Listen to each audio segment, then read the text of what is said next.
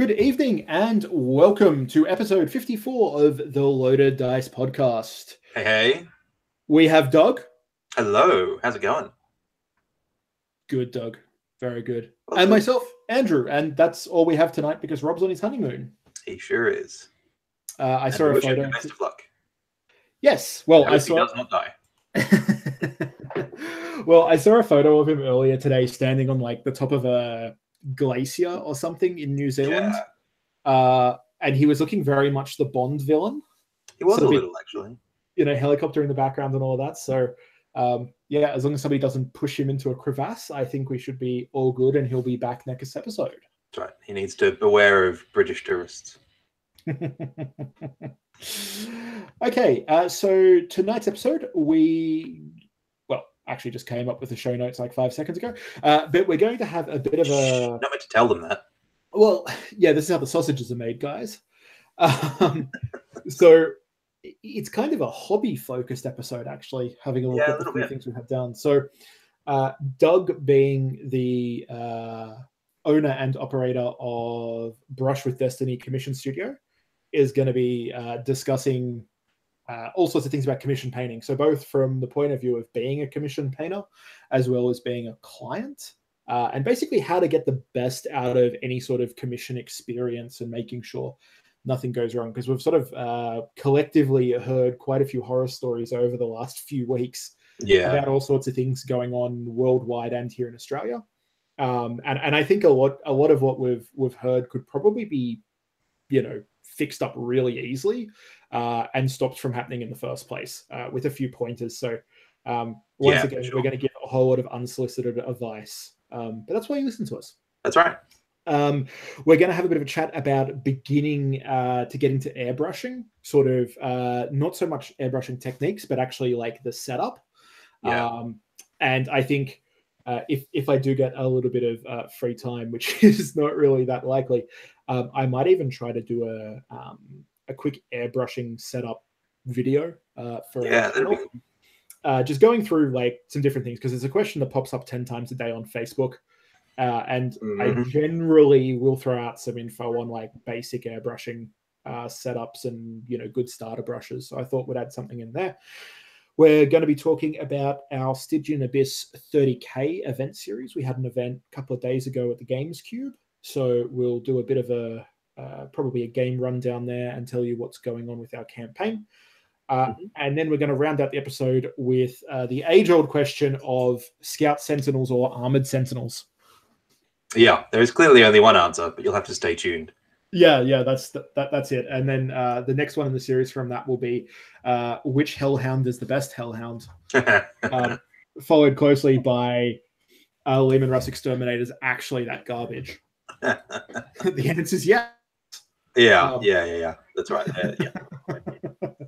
But what we might do is start off with talking about what we've been up to in the hobby, and then get into new stuff and new releases, because there's actually a fair bit of stuff floating around the interwebs. But Doug, what have you been up to recently?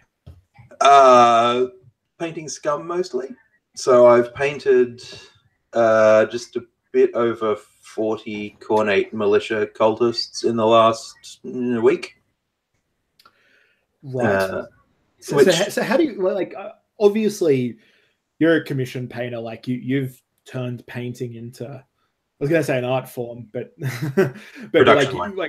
you obviously have a very good way of painting things. And sitting in your bunker and watching you paint, as I have on occasion, like there's definitely a way you do it. Would you mind sharing your production line? Yeah. So this is kind of, so my technique for doing my militia is the same as I used on my Gene Stealer cult, and the same as I do for pretty much a decent chunk of like tabletop horde armies that I get commissioned to do. So you start with your black undercoat, just straight out of a rattle can over the top with gray. I use Mechanicus standard, but you can use whatever. And then another rattle can over the top as like a zenithal highlight, so from the top down with white. Yep. So that gives you a little bit of effectively pre-shading. You could probably do the same thing with an airbrush if you wanted to, just to tie into future talking points. But then after that, it's basically all washes.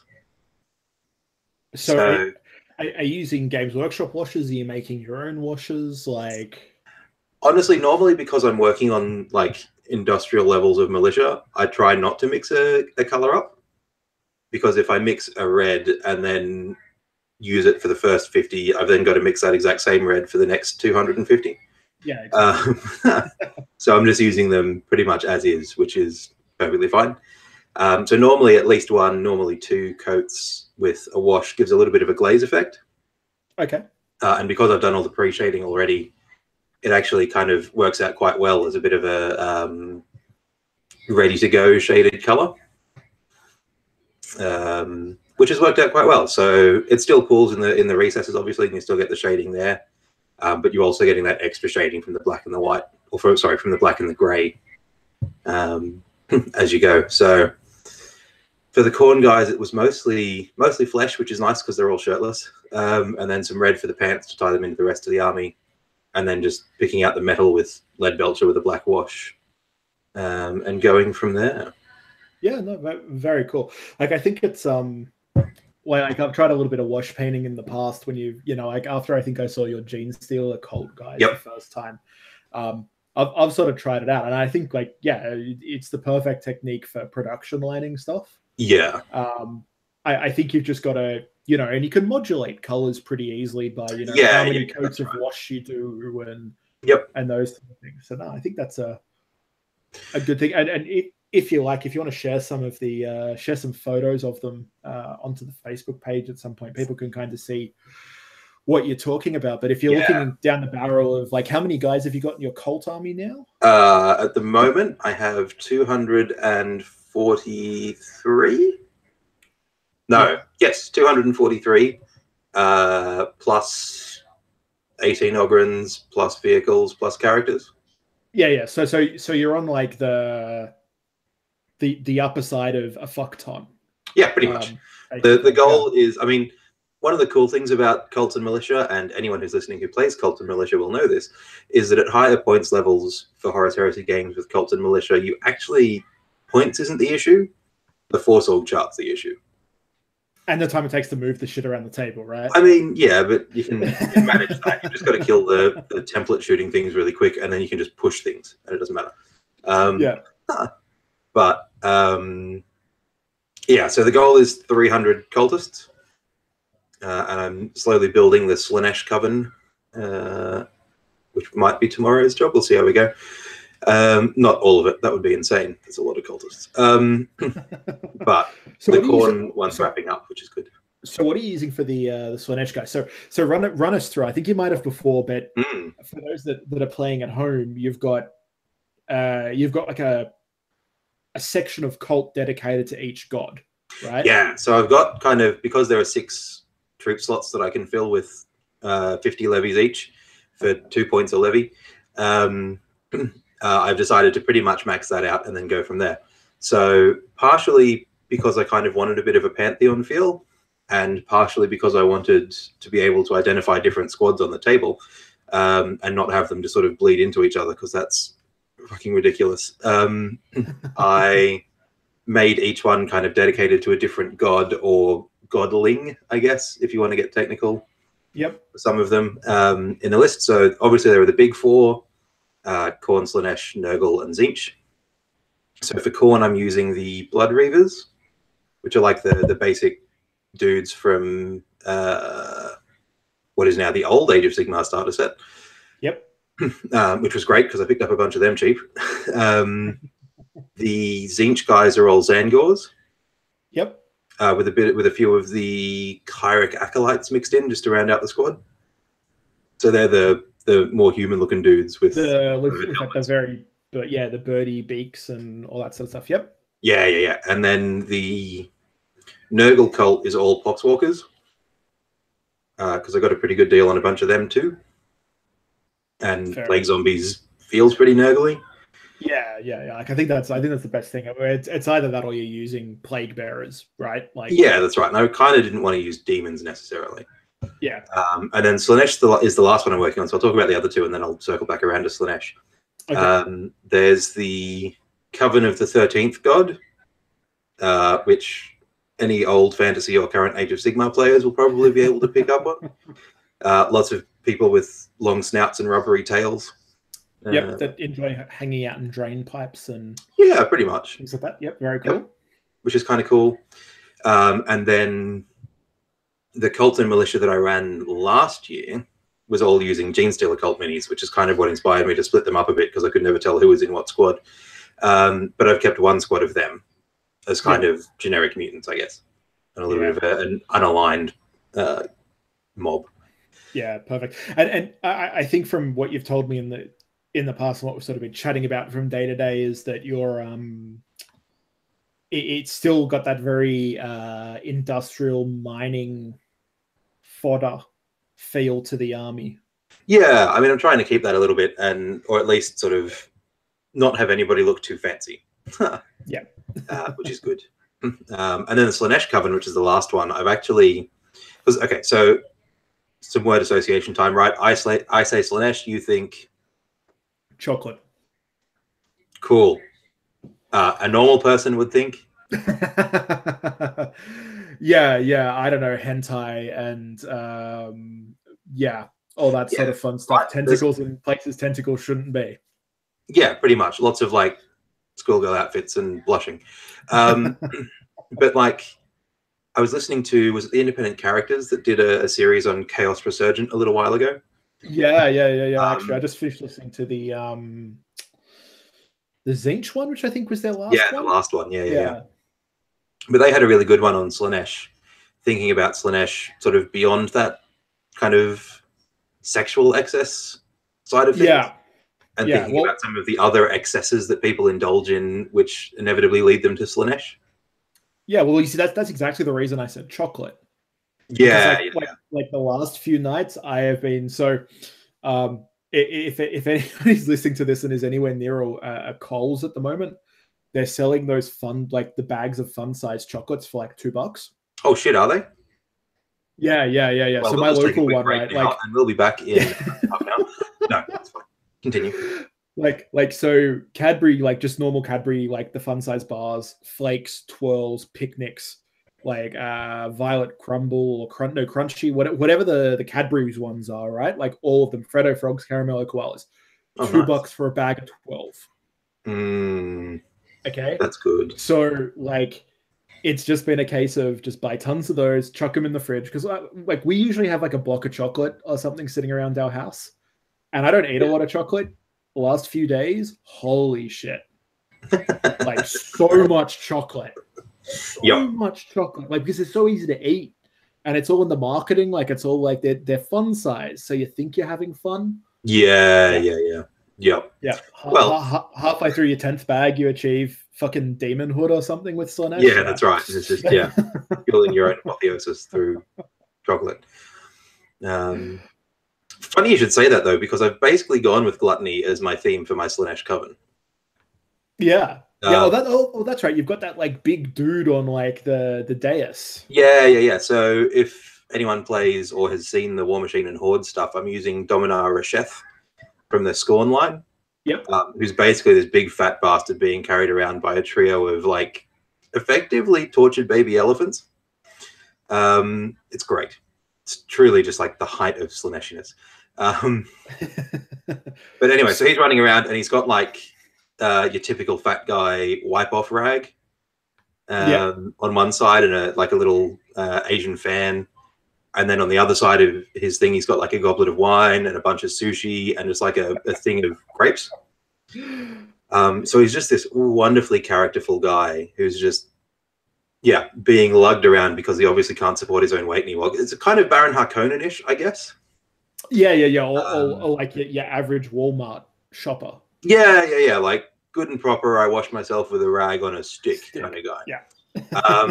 So he's my... Given that I play Custode so much, it's kind of entertaining that he's called the custodian of the squad, which is the sergeant equivalent. And then the other 49 guys in the squad are going to be ghouls from the fantasy range. So like those really thin, spindly, starving-looking motherfuckers. Oh, they're the hunched over ones, right? Yeah. Yep. They were popular for Genestealer cult conversions before the Steeler cult minis came out. because they were all hunched over, and you could mount like extra arms on them pretty easily. Yeah. Okay. So the whole idea is that the custodian is just constantly eating, and he's got this whole horde of like people who are just starving underneath him. That's really messed up, man. It is. It's great. I love it. So, and the best part is that there's stuff in that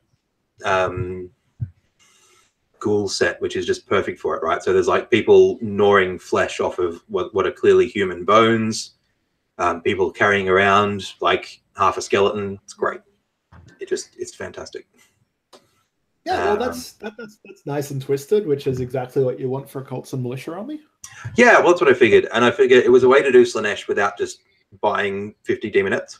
Yeah, or going to like War Game exclusive or something, right? And just getting off. Yeah. Yeah. And I mean, yeah, I didn't necessarily want to do that for the Cults and Militia. Yeah. So I figured something that was a bit different would be cool. No, that sounds awesome. And look, as I was saying before, you know, hopefully Doug can put up some photos once he's finished off all the different sections. Yes. Because like you could totally, you know, whether you're playing Cults and Militia in 30k or you want to play some Chaos in 40k or whatever it is. Yeah. Like seeing that sort of stuff is really cool because it's so. They're 2-point dudes, but most of them have got more character than fucking Primaris Marines or, you know, Cadian Guardsmen or whatever you're just always seeing. Yeah. It's sort of like a great look into theming armies and the sort of things you can play around with and do. Yeah, so, definitely, which I've really, really thoroughly enjoyed. Yeah, and I hear they do quite well on the tabletop as well. They do. Excellent. They're great. They are a perfect counter in our escalation league to some of the armies that are being run. By which I mean most of the armies being run. No, it's good. Oh, it's nice when an army that you've sunk almost 350 models into performs well. Yeah, no, that is a benefit. It would suck that you have to deploy those guys and then they just, you know, don't do anything. Yep, pretty much. And then other than that, the only other thing I've been working on, I've been working on other stuff, but the other big thing I've been working on that I was quite enjoying was, I don't know if everyone's familiar with it, but Sile the Faithless and Nightmaw from the Forge World website. Yes, I was going to bring that up, and I actually, I think I named this episode "What a Nightmaw." Nice. Because I was having a bit of a look at it before we jumped on air. No, that looks absolutely excellent. Thank you. Yeah, so that was an awful lot of fun. So let me just call him up on the Forge World website so I can look at him and tell you about him. So Sile is this kind of relatively generic-looking magey dude, one tentacle arm, holding a skull in the other hand, one big giant cyclopean eye in the middle of his forehead, all that sort of stuff, robes, a little bit of armor, what have you. Probably the cooler part of it, though, now that I've actually painted it up, is Nightmaw, which is his pet chaos spawn, basically. Yep. Which in the fluff on the Forge World website is made out of the last 3 sorcerers that were allied to him. Like, so he's betrayed them in the middle of a ritual and they've become Nightmaw. Yeah, very cool. So it's this cool sort of 3-headed spawn that's a little bit... what's the best way to describe it? Basically, if you've watched Full Metal Alchemist, it's a little bit failed human transmutation-y. Like, it's just this pile of limbs and flesh and like heads that probably shouldn't be alive but somehow pull it off. Yeah, like I know what you're referencing in terms of Full Metal Alchemist, but I haven't had a chance to watch that yet on Netflix. Yeah. But yeah, it's actually like it's a really cool spawn. Yeah, I was trying to find other ones that were kind of like it, and I'm coming up empty, but that's okay. Yeah, I don't think there is anything else. I think it's this one, like the plastic spawn kit. Yeah, it's too. It's not gribbly. Yeah. That's like okay. like the plastic spawn kit to me looks more like you always end up with stuff that looks like it's more like a mutant as opposed to like this weird fluxing chaos warp beast thing. Whereas this thing's like even that giant finger that's got just one too many joints in it. Yep.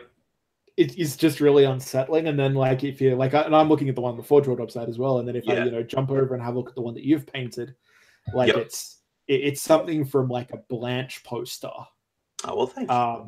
Like I think it's absolutely excellent. So we'll be looking forward to seeing it murdering all sorts of custodes. Yeah, that'll be good. Next event. Yep. I can just see it like slowly like drawing in like a custode into its 3 Moors, and it's just Yeah, I mean the worst part about it is it's basically just going to be my cyber familiar. Oh, really? So you're not actually going to use it as a spawn or anything like that? It's well, the problem is in the militia list, their spawn are 3 to 10 in a unit, which is why I was looking for other ones. So if I could find another 2 or 3 that look like it, I could run it and really sort of go to town with it. Plus, it'd replace a Lehman Russ, and I'm not sure I'm willing to give up a Lehman Russ for it. Nah, fair enough. What I might do, actually, is I might replace one of my Ogrins with it. I think the important thing about the Lehman Russ is it an exterminator? No, okay, all right. 2 demolishers and a normal Russ. All this wants some heavy bolters, though, because I've got to regulate myself somehow. I'll spend the extra 60 points across them. Very nice. Yeah, how about you? What are you up to? So I have actually done a little bit of hobby in the last 2 weeks or so, which is unbelievable considering what the rest of my life is like at the moment, being end of financial year and all sorts of craziness. So I managed to get a really good deal on another couple of armored Proteuses, nice. which are like my favorite Land Raider chassis. So like, yeah, I just absolutely love them, and I use them as Phobosses for my Death Guard army. Yep. So I was sort of tossing up what I wanted to do for our last Stygian Abyss event, because I really was done just playing a reaping list, which is what I've been playing for ages. Like it sort of ends up being the same thing. Like it's a Praetor with some Death Shroud, not Death Shroud, Grave Wardens in a Spartan. There's usually some Death Shroud in a Phobos, and then a bunch of tactical dudes, and backed up by all sorts of random heavy weapon squads here and there. And usually there's some there's 2 basilisks that sit up the back of the table and don't do a whole lot. So that's kind of my general Death Guard list for 30k. And to be perfectly honest, like I've never put a whole lot of thought into the list building aspect, because 50 or 60% of the time I don't play at my own events when I'm running them. So I'm sort of used to having them as a backup sitting in my car if, somebody doesn't show up or whatever goes on. Whereas for this last event, because I haven't played in 4 months or something, I just went, nope, definitely going to have a game. And I sort of thought I want to play something that I haven't played before that would be interesting. So one of my things with Heresy, and at the moment, like, to get me excited about Heresy takes a fair bit. Yeah, I'm a little bit the same, I think. Like there's so many other hobby things going on. There's like, like there's 8th edition 40k, and Age of Sigmar is coming up, which is pretty exciting, and life in general. So I'm like, cool, what am I going to do that's going to get me really excited about playing 30k at my event, and all this sort of stuff. And I'm like, what I've always wanted to do is just put a ton of Land Raiders on the table and drive them at people's faces. Yeah, nice. And just put like Terminators in them, right? Because Terminators and Land Raiders for me is just super Heresy. Yeah. And like I think Death Guard fit that. Like I feel like they would, they would have used it as like, like line breaker formations and things like that. And it would have just Death Guard never move faster than 6 inches. Yeah, well, that's why they need the tanks, right? Well, yeah. So I decided to go, what did I do? 3 Phobosses with Terminator squads in them. I did keep the Spartan with the Grave Wardens. And actually one of the Phobosses, it was a normal Terminator. I put some Death Shroud in. Nice. Which is another thing that I don't generally use. Just because like for me, Death Shroud are like a Mortarian thing, and I never take Mortarian. So I try not to use them. But I went, no, you know what? Like I'll chuck them in, play with them, see how I go. It was sort of I want to play something different. So sorry, just leave them 48 steps to the edge of the board, and we're kind of just sitting on the edge. So I did that, and then what did I add in? I chucked so this was 3,000 points, so I chucked the Typhon in there and some the Basilisks made it back into the list. So nice. The hobby I did, circling all the way back around, was I was attempting to paint 3 or 4 tanks Thursday last week in one night. Yep. But it's also like, 2 or 3 degrees at my place at the moment at night once the sun goes down. So what I did manage to get done was I primed some stuff, cleaned up a few things, managed to pick up another Spartan as well, actually. So I got the rest of that built, and then I got like the base coats onto it. Oh, so nice. Not a huge amount, pales in comparison to what you got done, but it was good to get something done. Yeah, which was really cool. So and then other than that, we ran a Stygian Abyss event and played a couple of games. Then I think is pretty much the hobby for me. Sounds good. Yeah. So what we might do is have a quick look at Games Workshop and see what they've got new and exclusive. Yeah. Lots of gold, I'm seeing. New Custodes units, that's what that is, right? I haven't heard anything else about anything else, so it must be new Custodes. That's it. It's all Custodes all the time. So obviously... new militia units, some skeleton militia and some dwarf militia and some orc militia. No? So do a skeleton unit. Ooh, that would be cool. Sorry, continue. No. I want to see where this thought goes on skeleton militia. Well, I'm out of troop slots. That's the problem. Too bad. So sad. So, yeah, unless you let me run like an 8 troop four-sword. Is there one that has more than 6? There's not, is there? No, I think that's well. The rest of them all kind of shuffle around other. Yeah, I'm just having. No, you can't ally with yourself, can you? No, I could ally in some Solar Rocks. Yeah, Solar Auxilia Skeletons. That would work. Right? Oh, actually, I've got the. Sorry, I'm getting ahead of myself. New things that are coming out. Hey, look, there's a new Stormcaster Nighthaunt. Okay, I can use the Nighthaunt for Solar Rocks because they're all ghostly and stuff, and that kind of equates to a 4+ armor save. Yeah, no, I think that's a perfectly okay idea. Right. So it looks like, from what I'm seeing here, and I've got the new releases box ticked. Yep. They've released all the Shadespire gangs. Yeah, easy to build versions. Yeah, well, I think Shadespire were easy to build, weren't they? Like, I think they just reboxed. Yes, but I think these ones, because these ones are cheaper than the other boxes. Is the thing.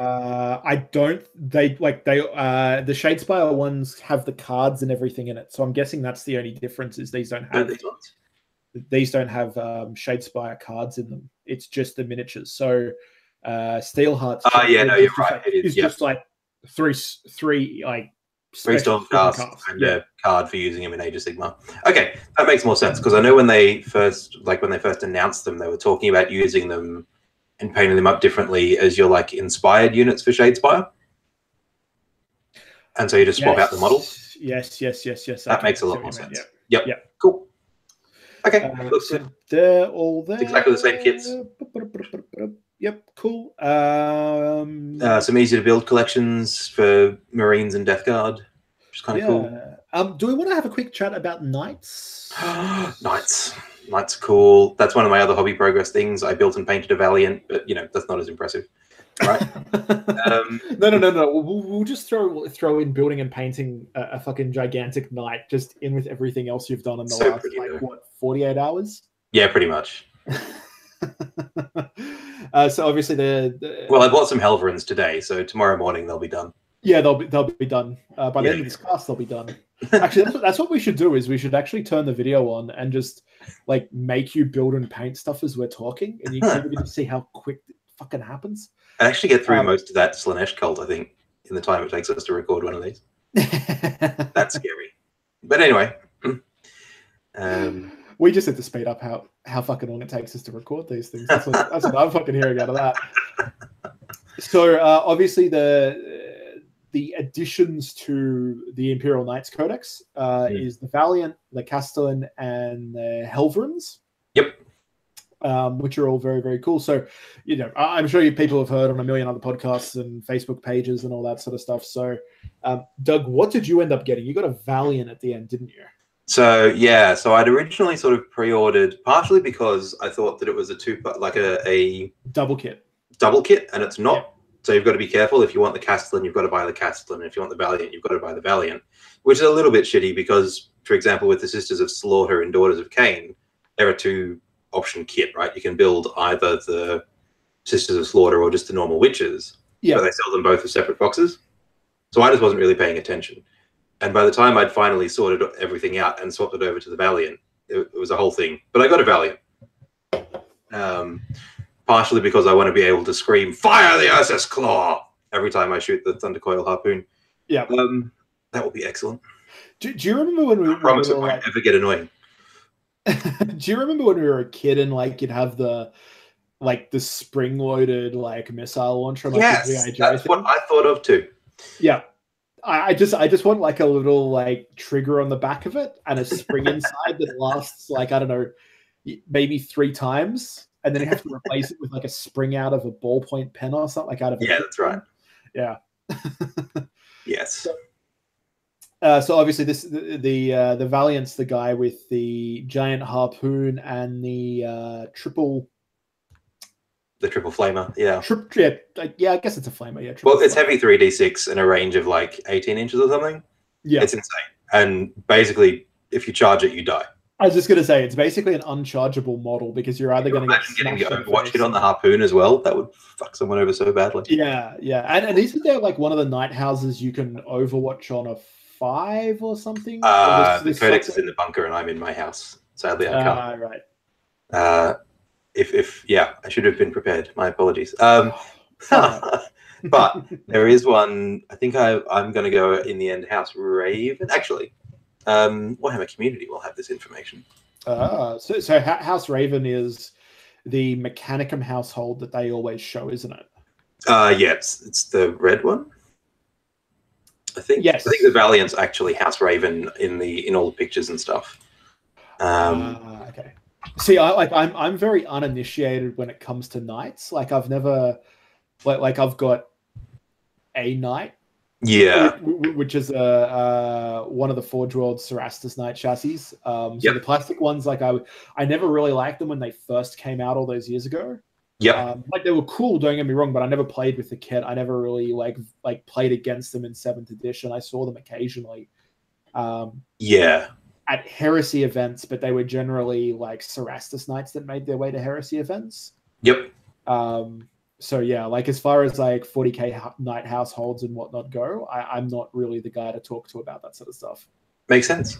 No, there's not a 5 or a 6 Overwatch for any of the households.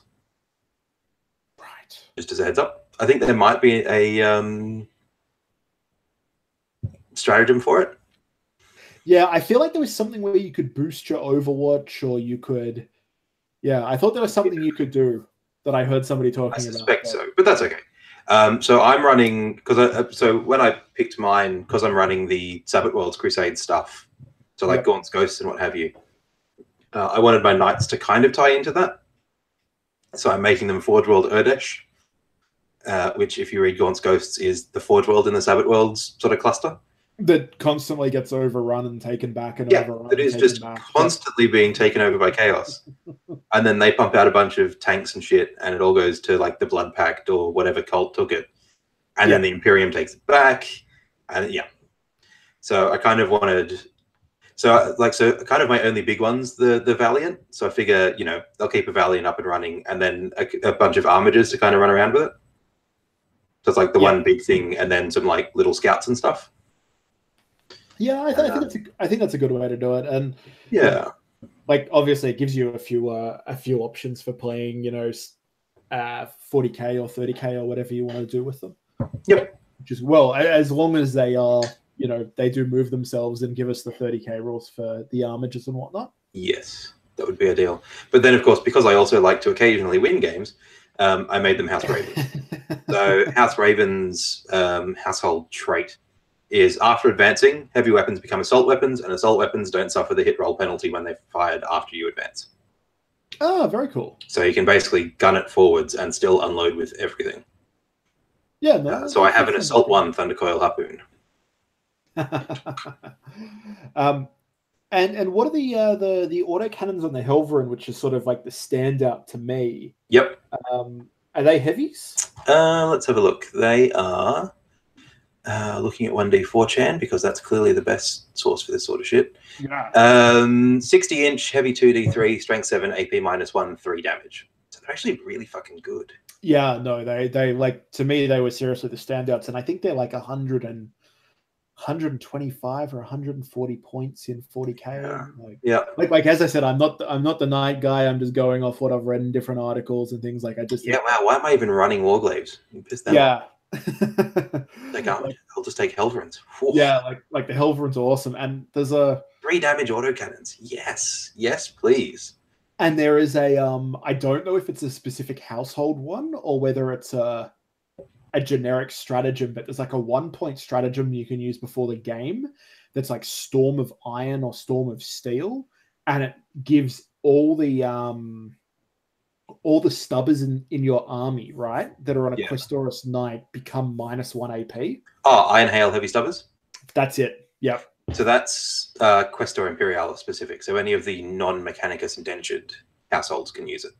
So I can't use it. So you can't use it. But I can instead take a Cognus Heavy Stubber.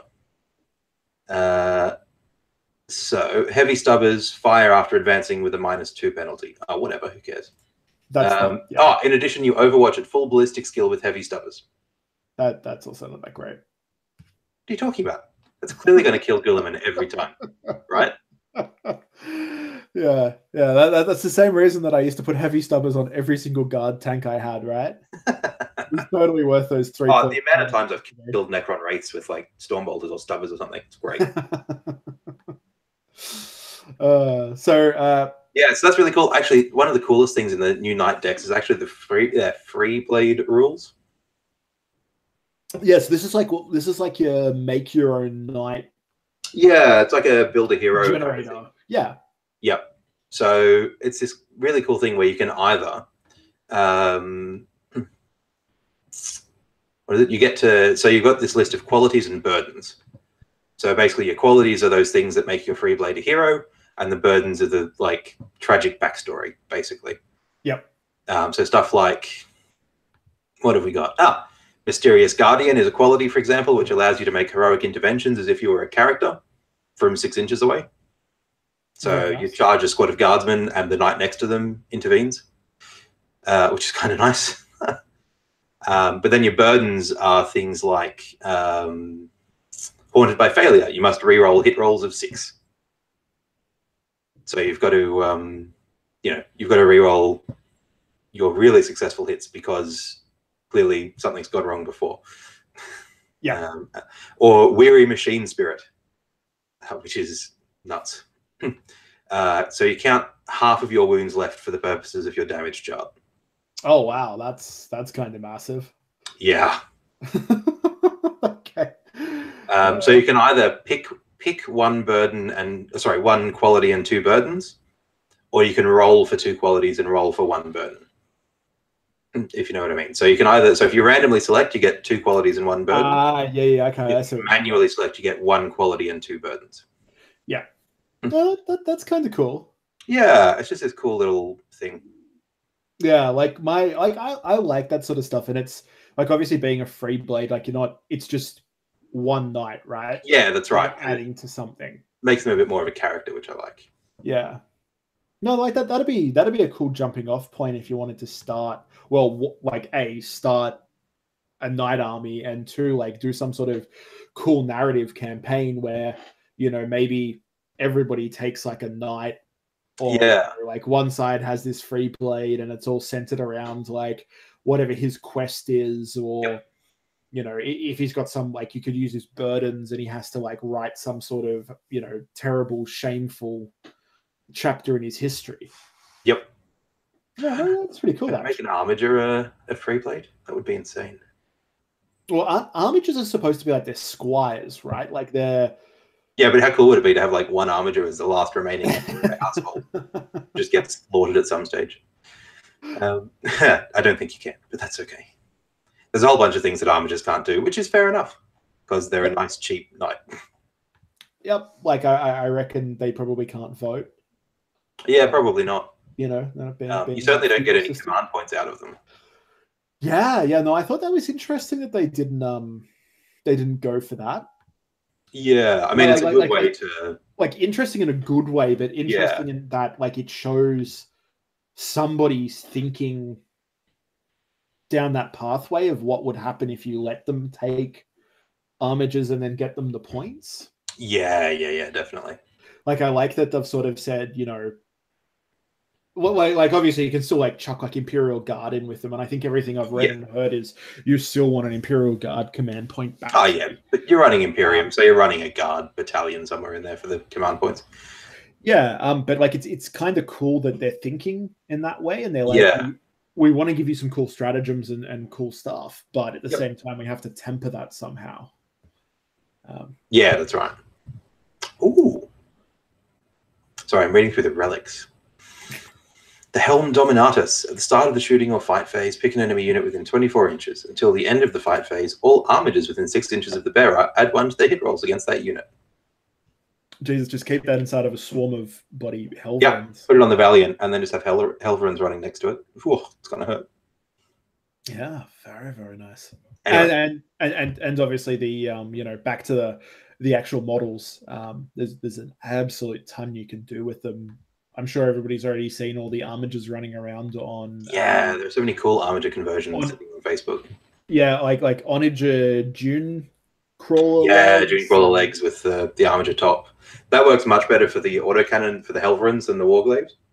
Yeah, because the glaive on the Warglaive can't make it past the legs or whatever. Yeah, keeps sweeping its own leg off. And actually, when I was at your place a couple of weeks ago, we were playing around with the Blood Slaughterer bodies and the Decimator bits with like armature legs and whatnot, which looks like it could be the way to go for some Renegade Knights, which we now also have some rules for, which is I saw that too. Yes, which was great. It is most excellent, even though you filthy heretics don't deserve any of the cool knight stuff. That's fine, whatever. Well, like I think it's kind of cool because, especially, you know, like I'm obviously playing the very long game in that I'm supposed to have a Sabbath World army up and running to be able to play you in like a Sabbath World thing, and I just never get around to doing anything, and I'm a terrible human being and friend. Whatever. But like, it would be kind of cool to like use them as, you know, whether they're Herod Asphodel's like, you know, crazy like woe machine style concoctions, or whether they're just, you know, the guys that like got pumped out of Urdesh when it happened to be under like Chaos rule for a little bit, and your guys like came out when it was, you know, Imperial rule. And like you could like okay, maybe not with Urdesh, but like when you do read the Sabbath World books and you get that a little bit of an idea of what it's like on like chaos controlled, like occupied planets. Yeah. And it's kind of like they don't just massacre the entire population and strip the planet bare. Yeah, Gerion's really like, good, isn't it? Yeah. It's just like, hey, you've got a new master now, but keep going to the factory. Like, still wake up in the morning and go and put your nutrient paste in the fucking tube, right? And put the cap on it and do that for 12 hours a day. And instead of it being like an Imperial overseer or a Mechanicum overseer, it's Hellspawn.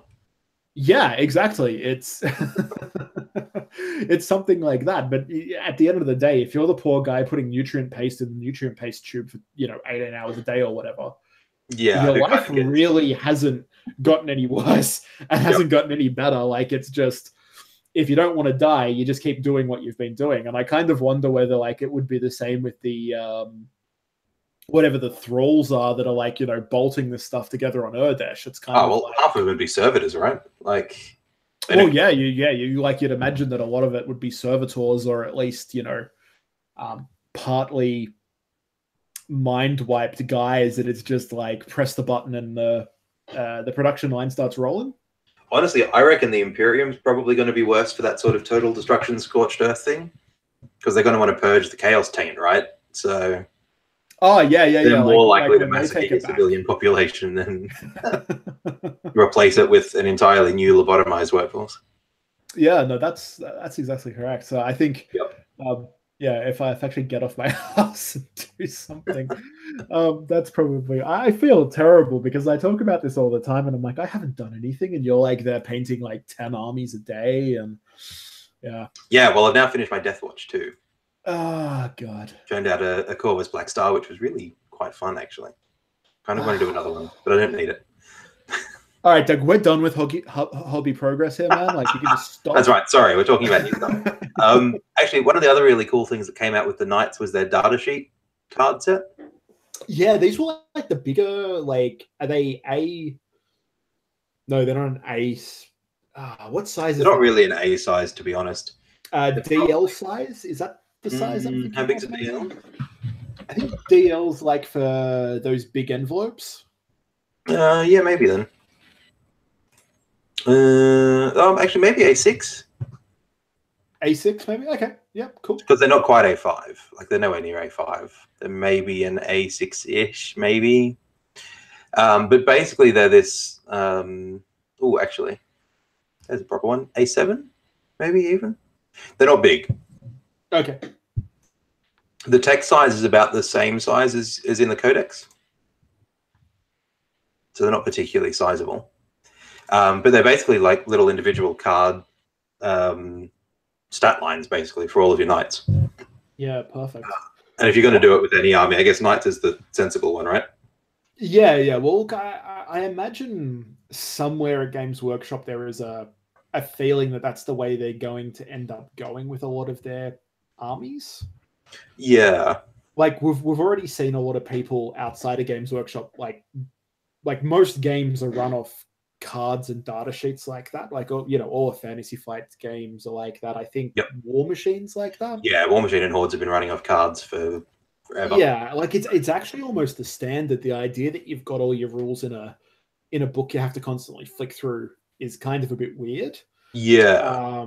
And then obviously, like, I think Age of Sigmar is going that way with War Scroll cards. Yep. So yeah, I guess it's them sort of testing the waters a little bit. And you're right. Well, that's right. That sort of is the perfect way to do that. There's what, like 10 data sheets in the whole codex, plus some pop-outs. Like they've got some thicker cardboard pop-outs for like warlord traits, and actually the one that I really like is they've got separate pop-outs for the different damage levels on the knights. Oh, okay. So you can just like overlay them or something. Well, so basically you've got they're like almost like little tokens that you just drop on the card next to them. Yeah, yeah. So at a glance you can say, okay, he's movement 8 now or whatever. Very cool. Which is actually really, really useful. Yeah, like it would be cool to see that digitally. So you could say like set up your army on like a tablet or something. Yep. And you could like click through different like the different data sheets. So it's like, okay, cool, I'm gonna fire with my Hellverons or whatever. Yep. And you could even have like multiple units of it. So like you can see that, okay, unit A of my Hellverons, like, and you click on that and they're on a particular damage level or whatever it is. You can keep track of stuff there. And look, I would imagine it's not too far away. Like that sort of stuff is not hard to build into an app. Well, that's right. I mean, Privateer Press have been doing it for a while with War Room, so that's got exactly that. Like you can keep track of damage on individual units, individual models, all that sort of stuff, and it works out quite well. Yeah, awesome. So like, you'd hope to see that somewhere, not too far away. Like I'm not saying that we've heard this from Games Workshop or anything like that, but I would just, that seems to be like the next evolutionary step from doing this sort of stuff. Yeah. Which would be very cool. What else have we got in new releases? Well, obviously we've got a new Age of Sigmar starter set dropping this Saturday. Yeah, so we're on to, I guess it's pretty much all of the pre-orders, right? It's just that and stuff associated with it. Yeah. So if you're sort of keen on Age of Sigmar, which to be honest, I actually am. This new box set looks incredible. Yeah. I've got one ordered at the Games Cube, and I've also got a copy of Malign Sorcery. Just because I want that giant like sand shark mouth thing. Excellent. So these are you listening to? Actually, speaking of that, are you listening to Stormcast? No, Yeah, not yet. do Age of Sigmar I want to. podcast. Yeah, I want to have a bit of a listen of that. I found the other day the comics that they've started doing, Yeah, role models. role models, which I So, thought was like I just love the the whole idea of it, especially the one where they're sitting around the campfire talking about the army of gray like oh yeah, spirits or whatever it is, and it's the guy that just hasn't painted his army. that's right. Who do they owe their allegiance to? What are they? Why are we even fighting them? Yeah. um, but no, I love the malign. Like, even if I don't get to play any Sigma, the malign sorcery box set's just too cool to pass up with the giant purple sun. Yep. That looks like is it coughing from Pokemon? Yep. The giant sand shark mouth thing, burning skull. So the reason I bring up Stormcast is because they had the guy who designed them, or one of the designers on. Oh, cool. To talk about them, and he said in the original design phase and all the way through production, they've created that the sand shark, the chompy jaws one, yeah, to actually fit like a 25 mil based sorcerer inside. Oh, okay. So it's completely hollow in the interior, and you can chuck a guy in there. That's so cool. Because I think that was their original sort of concept for it. And he's like, he was saying, I don't know what the rules are for it now, but I'm still going to put my guys in the middle of it, which was entertaining. And did you see on Warhammer Community, they've already got rules for faction-specific endless spells, or not rules, but previews for. Yes, well, you showed those to me this afternoon. Right, having a quick look at them, which is very cool. And I love the Nighthawk one that looks like somebody's opened a box full of like ghosts. Yeah. Which is very, very cool. So what does that one do? Keep track of the number of mortal wounds inflicted. So this is actually that box of doom. Keep track of the number of mortal wounds inflicted by this model. If the total is 20 or more at the start of any phase, all units within 6 inches of this model suffer D6 mortal wounds, and then it's dispelled. Very cool. So it just pumps out mortal wounds until it goes completely nuts and explodes. Approve. So for anybody that doesn't know, in the new Age of Sigmar, there's going to be sort of permanent spells that you can cast onto the battlefield, and they sort of like hang around. And the really interesting thing about it is that both armies get to control them. Yeah. So they kind of end up acting like just random entities that you can sort of influence during each other's turns and things like that to do different things. So like once you unleash certain things onto the battlefield, they might come back and bite you a little bit, or Yep. There was something. I think it's the cogs. The cogs of time or whatever they're called, and depending on how close you are, you can like double the number of spells you use. You can cast extra stuff. You can add. I was talking to one of the guys on the weekend. He's telling me about them. You can kind of because both sides can cast the same spell if you have enough miniatures for it. Yeah. So you can start stacking them up. And I heard a really disgusting thing about Seraphon, which are the lizardmen. Yep. Being able to use them to just spawn tons and tons of world engines, which in turn spawn tons and tons of more world engines. So it sort of sounded like the never-ending loop of Ogrins at the beginning of 8th edition 40k. So I imagine that's going to get fixed. I would imagine so. But there's some really cool stuff, and obviously the models are absolutely incredible. For like random spell models and whatnot, it's great to see them put this much effort into them. So I picked up a box of those. Couldn't say no. Yeah. Very, very keen to see. The objective markers are quite nice too, actually, for Sigmar. Yeah, they come out a week later. I think they're not dropping on Saturday. Because I was having a chat with. No, they ship on the 30th. That's interesting. Warhammer Age of Sigmar Shattered Dominion objectives. There's a big floaty rock that reminds me very much of the Lith from Eisenhorn. Treasure chests. I quite like the alchemist's chest. So it's got like a bunch of books and vials and little tools and shit in it. So good.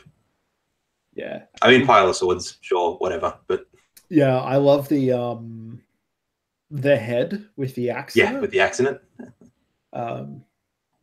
Yeah. No, that is Quite a cool very set. cool, actually. Yep. Yeah. Because for some reason I thought they said it was like the week after it was dropping. Oh, I'll have to add that to the pre-order. Yep. Uh-huh. Very, very cool. So I think that's pretty much it. We were sort of chatting before that the only new thing out of Forge World was some salamander doors. Get them all the hot. Because the salamanders. And sorry, I'll see myself out. I was just gonna say that. Yeah, yeah. Don't let the door hit you on the way out, right? So we've got Deimos Rhino doors, Mars pattern Rhino doors, and Land Radar / everything else doors. Yeah, there's basically doors for everything. Yeah, more doors. So how do you these feel are about less... the weird geometric things on the like any of them? So like on the hammerheads, on the Land Raider doors, on the sides, or underneath the salamander head on the Demos ones? Yeah, they've got those weird like diamond looking things. Yeah, it's sort of like they're supposed to be Promethean cult markings, is my Oh, understanding. are they? Is that what they're meant to be? Yeah, yeah. Okay, I know It's nothing kind of about like... salamanders. They just look weird to me. Yeah, so it's kind of like I think it's like in the Promethean cult, there's different... It's got to do with like smithing and all sorts of stuff. So I'm guessing it's like minerals and kind of like dwarven runes. Yeah, okay. I think there's a little bit of that in the Promethean cult. So that's where it sort of like turns up. Yeah, right. And it's something that's not flames. Yeah, So, yeah. I guess so that's part of me goes, yeah, that's a good thing. Like, because everything has flames there's on it. hot coals in some of them as well. Yeah, yeah, yeah. Well, fire and fire accessories, right? Yeah. That's right. No, look, I like them. Yeah, It's less about hammers this time and more about salamander heads, which is cool. they're actually quite nicely detailed salamanders heads too. They're not just like a flat logo kind of version. There's like that sort of scale effect on some of it. And... yeah. It's not like it's not sort of just a silhouette of a head. It's a detailed head, which is cool. Yeah. Yeah. Look, I like them. If you like embossed doors, grab them. You'll like these, I guess. Yep. Oh man. Just to say. And then other than that, I don't think there's anything else. Like we've talked about Alpharis before. Have we talked about the Linnaean Terminators? I'm not sure we have. Yeah, well, they're out. They're out. Get them all out. Yep, which is cool. So you get obviously they've all got Volkite charges and power axes, and then there's the option to give one of them the biggest red herring in Heresy, which is a power axe. No. The it's just dropped out of my head. The combi bolter.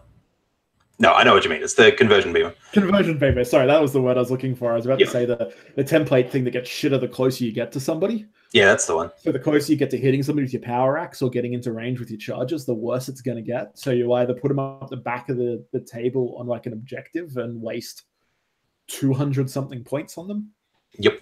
I used to run these a lot in my Alpha Legion drop pod army. Yeah. They used to find a way in there occasionally. Weapon skill 5 Terminators in Heresy are actually really cool. Yeah.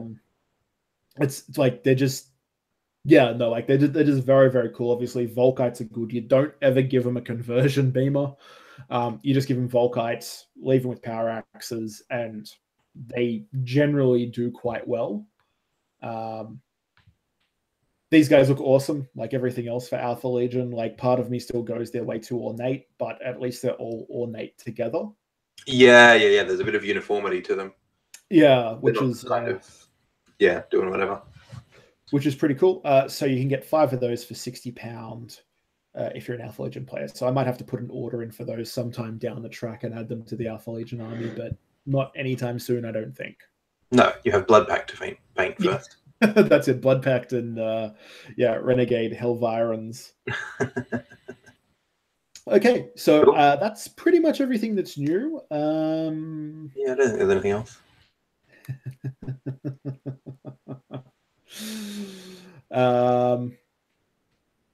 Yeah, so I think we might jump into what we were going to talk about topic-wise. Yeah. I'm just having a thing. Do we want to grab a quick break first? Sure. Yep. And then we'll come back and. Yeah, I want to recharge some caffeine. That seems fair. I too will recharge my glass. Perfect. All right, so let's take. Hang on. I want to see how I can actually do this on Google Hangouts without. Once again, guys, this is the sausages being made. Okay, so there's no way to stop a broadcast and restart it. So I think all we need to do is just mute microphones. Okay. And then come back to it. And then come back. All right. Well, we will see you guys in a sec. Mute microphones.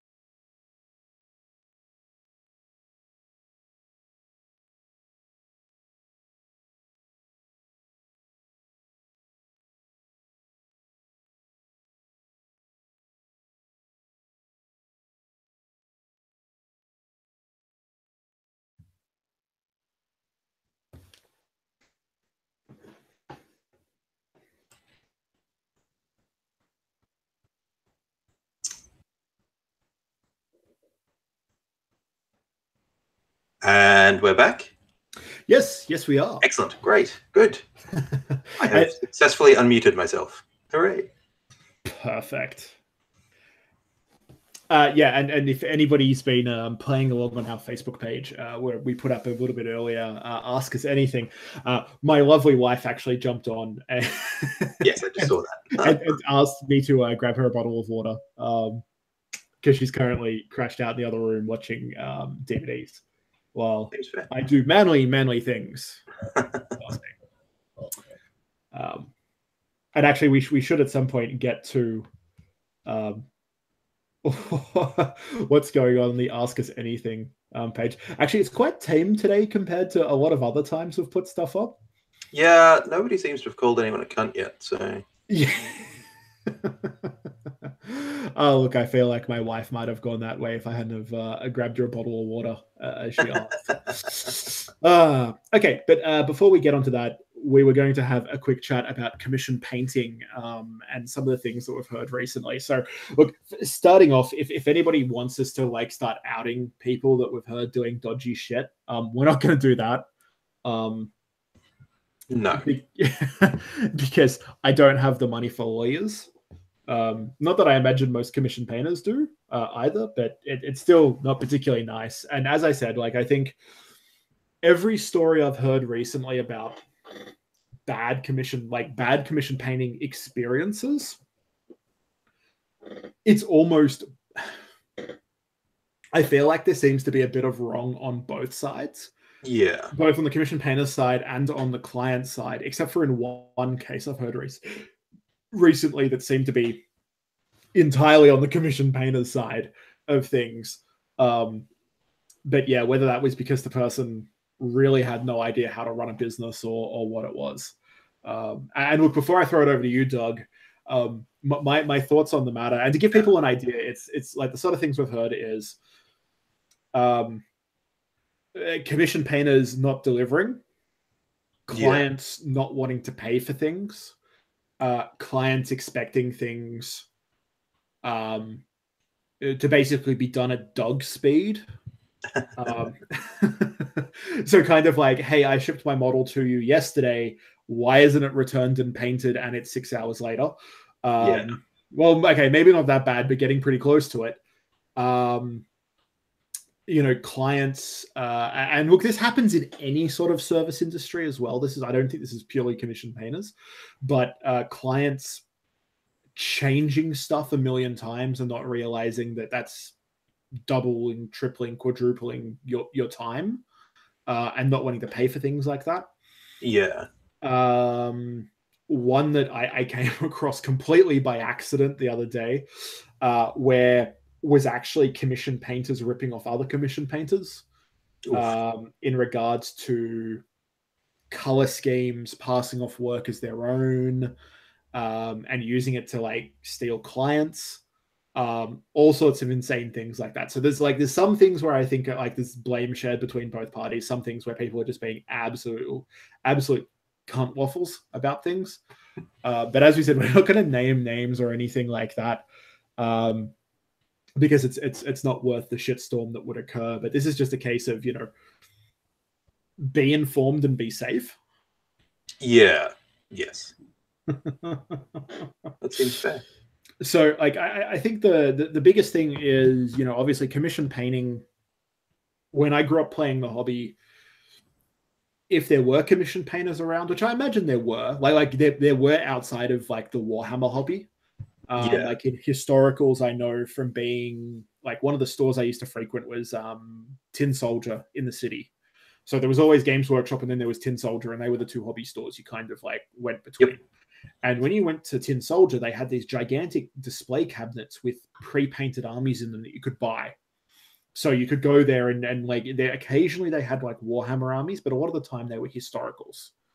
So you'd have like World War II German army, or you'd have Prussian infantry, and you'd buy them. And whether it was people selling their own collections off, I don't know. I think a lot of it was guys that worked there that painted in their spare time, and it was an extra way of generating money for them.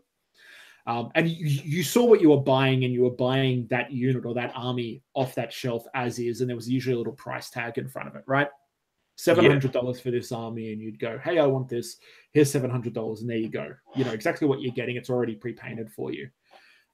It was sort of like a lot later that I started hearing about people that would actually take unpainted stuff. You told them how to paint it, and then they would paint it for whatever the fee was for a whole army or per miniature. And I mean, like, I'm talking back in the 90s. Here in Australia, like, it wasn't something you heard about. And it had a huge stigma attached to it. Like, there was an idea back then that, especially when you're a kid, right, that you should paint your stuff. And if you're not good at painting, you should paint more stuff and get better at painting. The idea of, like, get somebody else to paint it was kind of like, why would you give away your hobby? Yeah. Like you're kind of giving up your hobby. Whereas, today, and as we get older and as we sort of realize that, when you're a kid, you don't have a ton of money, so you're not buying a billion units all the time, right? It was back when you got something for your birthday, something for Christmas, and maybe somewhere else in the year you could put your pocket money together and buy something. So you generally didn't have a lot of money, but you had a lot of time, which meant you could kind of paint stuff. Not that we did either, but then that's kind of flipped when you get a bit older, where you might have some more disposable income, but not a huge amount of time to paint stuff. So the idea of going out, and obviously the internet's helped with this, Facebook and forums and easy connections between gaming groups, and people can sort of sell their wares and their skills.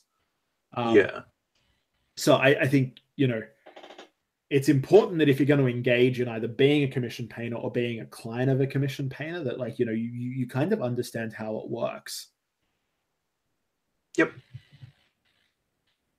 So do you want to give us a rundown on sort of, I guess, like how you used to work as a commission painter and like how you interacted with clients? Because I've never heard any problems, and I'm not just saying this because you're like a friend and you're like a co-host of the show, but I've never come across anybody bad mouthing Brush with Destiny, and well, that's good. Always, like, you always have commissions, like you're always on the go with commissions and things like that. Whereas, you know, I don't think there are many other commission painters out there where I haven't seen, you know, somebody go, "Oh, what's this commission painter like?" And then there's always somebody in the comment on Facebook going, "Oh no, he murders children," and burns churches down or something. Yeah. That's right. Well, you've got to get that proper kind of smoky texture into your paint, right? Particularly if you're painting chaos stuff. There's a certain level of desecration that has to occur. I think on the actual being a commission painter side of things, if you are either currently a commission painter or aspiring to be a commission painter,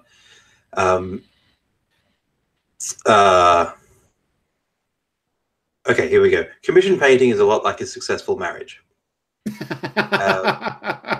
Or eating an orange, as the case may be. Communication is key, right? If you're not communicating with your client, you're going to have all sorts of problems. So I know some commission painters in the past who have taken stuff and then not sent any photos until it's finished. Yeah. Which is, I think, quite problematic. You're much better off sending progress shots. Yeah, I would. If you think you haven't done an awful lot, like if you've got some colors down, send some photos, even if it's just block colors before you start highlighting and shading and shit. Just say, here's the rough color scheme as I understand it. Is that okay? You know what I mean? Yeah. Look, I think that's a great bit of advice, because I know one thing you see a lot of the time, whenever anything seems to go wrong on Facebook that involves trades and money and commissioning services, one of the big issues is like lack of communication. And it's like, oh my God, this guy's gone quiet for 2 days. Yeah. I haven't heard from it. And you're exactly right. Like, you know, you can send a photo, like snap it on your phone and text it to them, or email or Facebook Messenger it to them, or those sort of things. And I think the other big thing is, and look, I basically have a commission painted army, right? In that Alpha Legion army, but I wasn't involved in the creation of the army. But I've seen other people where somebody tries to explain an idea, right? Yep. And the commission painter has to sit there and go, yeah, okay, I get it, that. And I see, maybe, like, if you're really lucky, they send you some photos and go, this is kind of like what I'm thinking of. But a lot of the time, that's not going to always gel. Like, you need to be sending progress shots to your clients, or else maybe what you guys were talking about is completely different to each other. Yeah, exactly right. And even if you are on the same page, my choice for the yellow might not be quite the shade you're looking for, or my red might be slightly off. You might be looking for something more down the orange end of the spectrum. You know what I mean? Like, yeah, like there's those little fine tuning things, and it's kind of like, here's the 2 yellows, which do you like better, and all this sort of stuff. Instead of, hey, here's your completely painted Imperial Fists army, and the guy's like, I don't want to pay for that because it's the wrong yellow. Yeah, that's exactly right. If you're not sending any photos through until it's all done, you're just leaving way too much space for the client to say, oh, that's not actually what I wanted, and then for you to get really shitty at them for it. So it's much better to, before you've done any real work, like if you've just done the blocks or you've just airbrushed in the first few colors and that sort of stuff, say, here's what it's roughly going to look like. Is there anything you want to change before I move ahead with it? So are you somebody, when you do commissions, that will do like a single test miniature, like all the way through, so that they can see what it's like and sort of work backwards from there? Or it kind of depends on the job. If the person's not being particularly prescriptive, I'd be more inclined to start a batch and sort of send some progress shots of that first batch. See what the reaction's like, and then just change the whole batch, but you probably haven't gone that far with it, sort of thing. Exactly right. Yeah. Whereas if it's someone who's very keen on, it needs to be this particular blue and it needs to color match these other units that I've got. Yeah. I'm probably more likely to do maybe still not one, maybe a smaller batch of 3 or 4. just because it's like it's really tricky to get a sense of how it's all going to look together on just one model. Yeah. There's a bit of like, I guess with any army, right? The uniforms work best together when they're together. So if you've got like even just a small squad of 3 or 4 that you're then saying, here's kind of where I'm going with everything, do you want me to just carry on? Yeah. I tend to find that has a little bit more of the finished product in it, as opposed to just sending one model and going, what do you think? Yeah, yeah. No, okay. Obviously, for big shit, that's different, like knights. I'm not going to batch paint 4 knights and then go, yeah, this is roughly what I'm thinking of. Is that okay for the last one? But if it's armigers, I might do 2 armigers at the same time and say, you know, this is kind of what I'm looking at for the armigers. This might be what I'm looking at for the big guy. What do you reckon? That sort of stuff. Okay. So I guess another question for me, and like as I said, like I've never really commissioned anything, so you know, this is probably a good way to put it out there for people that are thinking about it. Do you generally quote per model prices? Do you quote for an entire job, or do you like, I guess, do the job and then give people a bill at the end and they don't really know how much it's going to be, or you give some sort of estimate? Like, how does that work? Because I imagine, like, well, no, I don't imagine. I know that's where there's pain points in a lot of these situations where somebody's been told, hey, look, this is going to cost you $500. And then they end up paying the $500. And then halfway through, it's like, well, actually, if you want me to finish this, it's now going to be $700. Send me another $200. Yeah. I'm, and you'll find different commission painters have different takes on this, but I'm hesitant and, in fact, almost 100% reluctant at any point to charge more for a job once it's been started. Yeah, I think that's a really, like, even in my work life where we're a professional service firm. Yeah, it's if you've underquoted, it's your fault. That's 100%. That's exactly right. And I think something that a lot of commission painters, like, you might be an incredible painter, right? But at the end of the day, if you're going to be a commission painter, you're technically going to be a businessman first. Oh yeah, 100%. To make sure that works. So I think you need to have something down pat where you know how many, because like it's about hours, right? It's how many hours it takes to paint something. Exactly. So it's like you need to know that if it takes you 10 hours for an armature, right, to whatever your level is, that you're actually making enough money to make it worth you painting an armature for 10 hours for somebody. And if you can't get that, well then, unless you just really love painting stuff that doesn't belong to you, why are you doing it? Paint your own stuff. Yeah, that's what you want to do, sort of thing. So I think you're right. You got to know exactly how long it's going to take you. Like, obviously, you know, sometimes it's a bit more, sometimes it's a bit less, but it tends to come out in the wash. Exactly right. So if I've, like, you know, underquoted myself on a job because I'm not familiar with the models, or because there's some kind of hiccup in the color scheme or something like that, or you know, things like that, or like I've used the wrong green, so I've got to go back and do, you know, every single model that I've done already with the other green. Actually, yeah, anyway, all sorts of problems like that, right? If that adds time, that's not necessarily my client's problem, that's my problem. Yeah. And so that kind of should either be built into your initial quote, or you've just got to be aware that when you do that, it just lessens your hourly rate, basically. So on my website, brushwithdestiny.com, I actually have a rough guide on pricing per model. Okay, so to give us an idea, and I imagine you would have done some research around basically like a market rate for painting a Space Marine or whatever.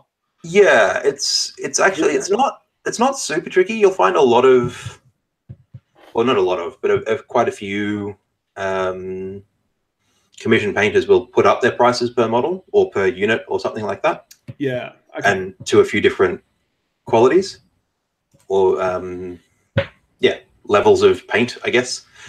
So it's not too hard to get a rough guide on that sort of stuff. So I, just to give you a rough guide, I'll normally, so for you just your basic tabletop shit, infantry starts at about $7 a model, which is not terribly much per model, but I also don't do a lot per model. So that's kind of your 3-color minimum and maybe something else. So basically, like tabletop standard is what we're talking. Exactly right. Yeah. So we're talking about here's a bunch of Skaven slaves. Put them on the table for me. Yeah. Great. $7 a slave. I'll basically do some flesh, some wash, some clothes. Sorry, some flesh, some clothes, some teeth, a wash, a dry brush, and then you're done, basically. So that kind of is about right for $7 a model. Yeah, fair enough. And then for kind of the next level up, what I tend to call Tabletop Plus, which I don't actually have on my website. I should really fix that. It's normally somewhere around $12 a model because I'm normally taking a bit more time, doing some more highlights, some specific color washes, that sort of stuff. Yeah. And then your advanced scale stuff or your advanced quality stuff where I'm doing, some more of those edge highlights and that sort of stuff. They start at about 17. Okay. And I guess one thing to think about as well from, being a commission painter, and I think you've highlighted it there, like, just by talking about how much it costs to paint something to a tabletop, even if it's like a Skaven slave or whatever. Yep.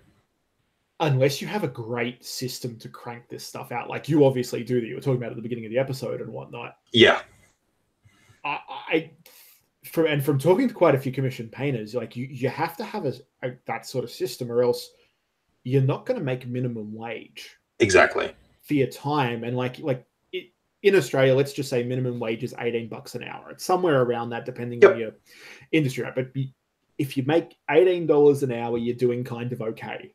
Yep.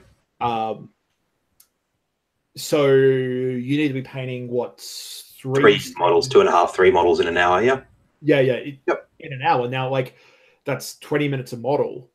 Exactly right. And obviously when you're production lining it works out differently because you're going to spend an hour doing all of this one thing on 10 dudes and then, the next thing and whatever. But it's something else to think about is you might be a great painter, but if you can't paint that tabletop standard fast enough to a very consistent quality, you're not going to make any money, which is going to mean that you're going to be shitty about your commissions.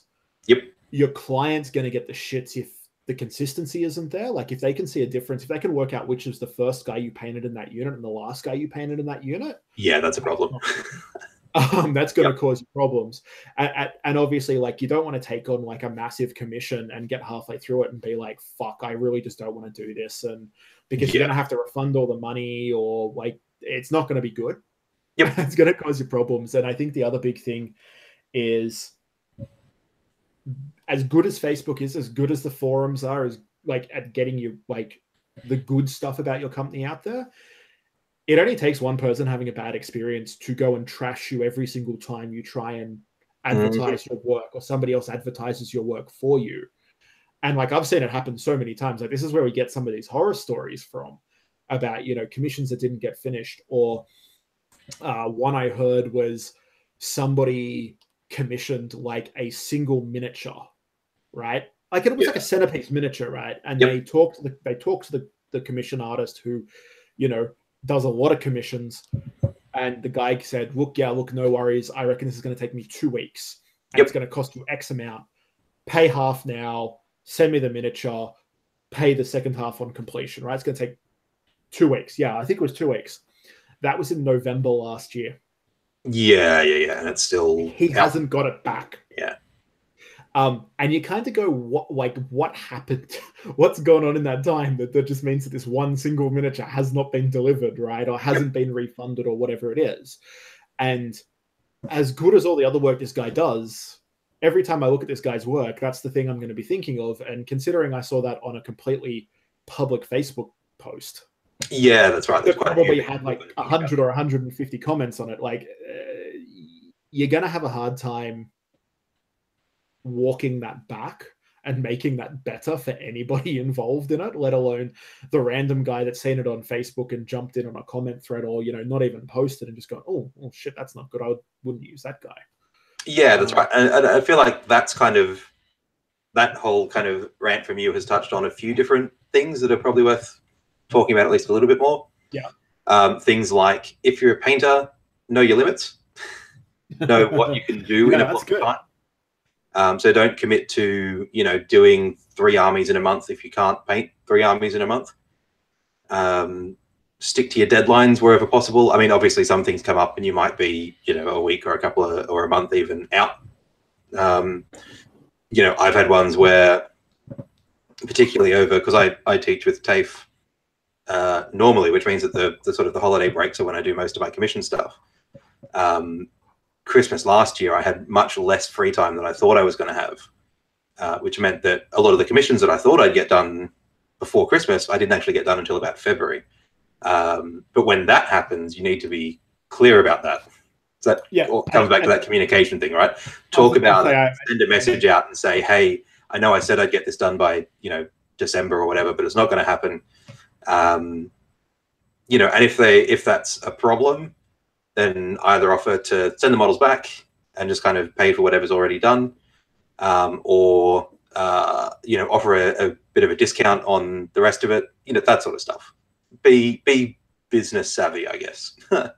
Yeah. Like I think a lot of it can be distilled to be business savvy. Well, yes. Yeah, that's right. And look, I think one of the other things that I've seen cause some issues, and I guess this goes back once again to communication and sending progress shots and the rest of it is, I see there are two ways that customers approach commission painters. They either know exactly what they want, or let's say 80% of what they want. They know they want this Space Marine painted as a Dark Angel, and it's from the third company. And I want the robes to be, the underrobes to be purple and the outer layer robes to be bone white and all this sort of stuff, right? And it's pretty nailed down. Yeah. And then there's people that go to commission painters and they're like, I want a Space Marine army. Here's a Space Marine army. Go nuts. Yeah, that's right. And please paint it for me. Yeah. And I feel like I've generally seen that if the person's the client's very specific, they get a lot closer to what they want a lot of the time. I don't see too many problems. Whereas I think a lot of people that go to a particular commission painter because they like their artistic style or, this, that, or the other, I think you've got to be really careful as a customer, and you've got to be really okay with giving up a lot of control if you're going to do that. And I don't think people are ready for that. Where they sort of just let a commission painter loose on something and then they try and reel it back in halfway through the project and go, oh, actually, I don't like this. I don't like that. Yeah, that's right. Yeah. And I feel like we're kind of moving towards transitioning to being the customer rather than the commission painter, which is probably a good thing to talk about before we completely turn that corner, though. Because obviously I've got more experience as a painter than obviously a commissioner. Anyway. Do what you paid for is probably still part of that be business savvy side of things, but don't overdo it if you're only being paid for tabletop is, I think, helpful advice, because it stops you getting dirty at the whole thing, and dirty at the client. It stops the client being upset when all they wanted was 120 clan rats to throw at something, and you've given them 120 individual characters with their own backstory and blah blah blah each one with tattoos in their fur and whatever. Like wet blend all their fur and non-metal metallic all their all their daggers and spears. Exactly right. Just do what you're paid for. If you're being paid to do something to tabletop, do it to tabletop. If you're being paid for display quality, do it to display. And charge appropriately. No, I think that's good. And I think, obviously you're saying most painters tend to have that on their website, an explanation or a photo example. Yeah, at least some will. And the ones that don't will be happy to quote before they start. And I think that's probably a good setup. Even if you can't find their prices on the website, you can certainly ask, hey, how much would it cost to do this? And so now let's actually transition to being the customer. When you do have that initial point of contact, hey, how much would it cost to paint, an army for me? Try and be as specific as possible, please. Because there's, for example, right, there's a big difference between if you just send me a message and say, hey, how much would it cost to do an army of Space Marines, right? Yeah. There's a big difference between, for example, let's say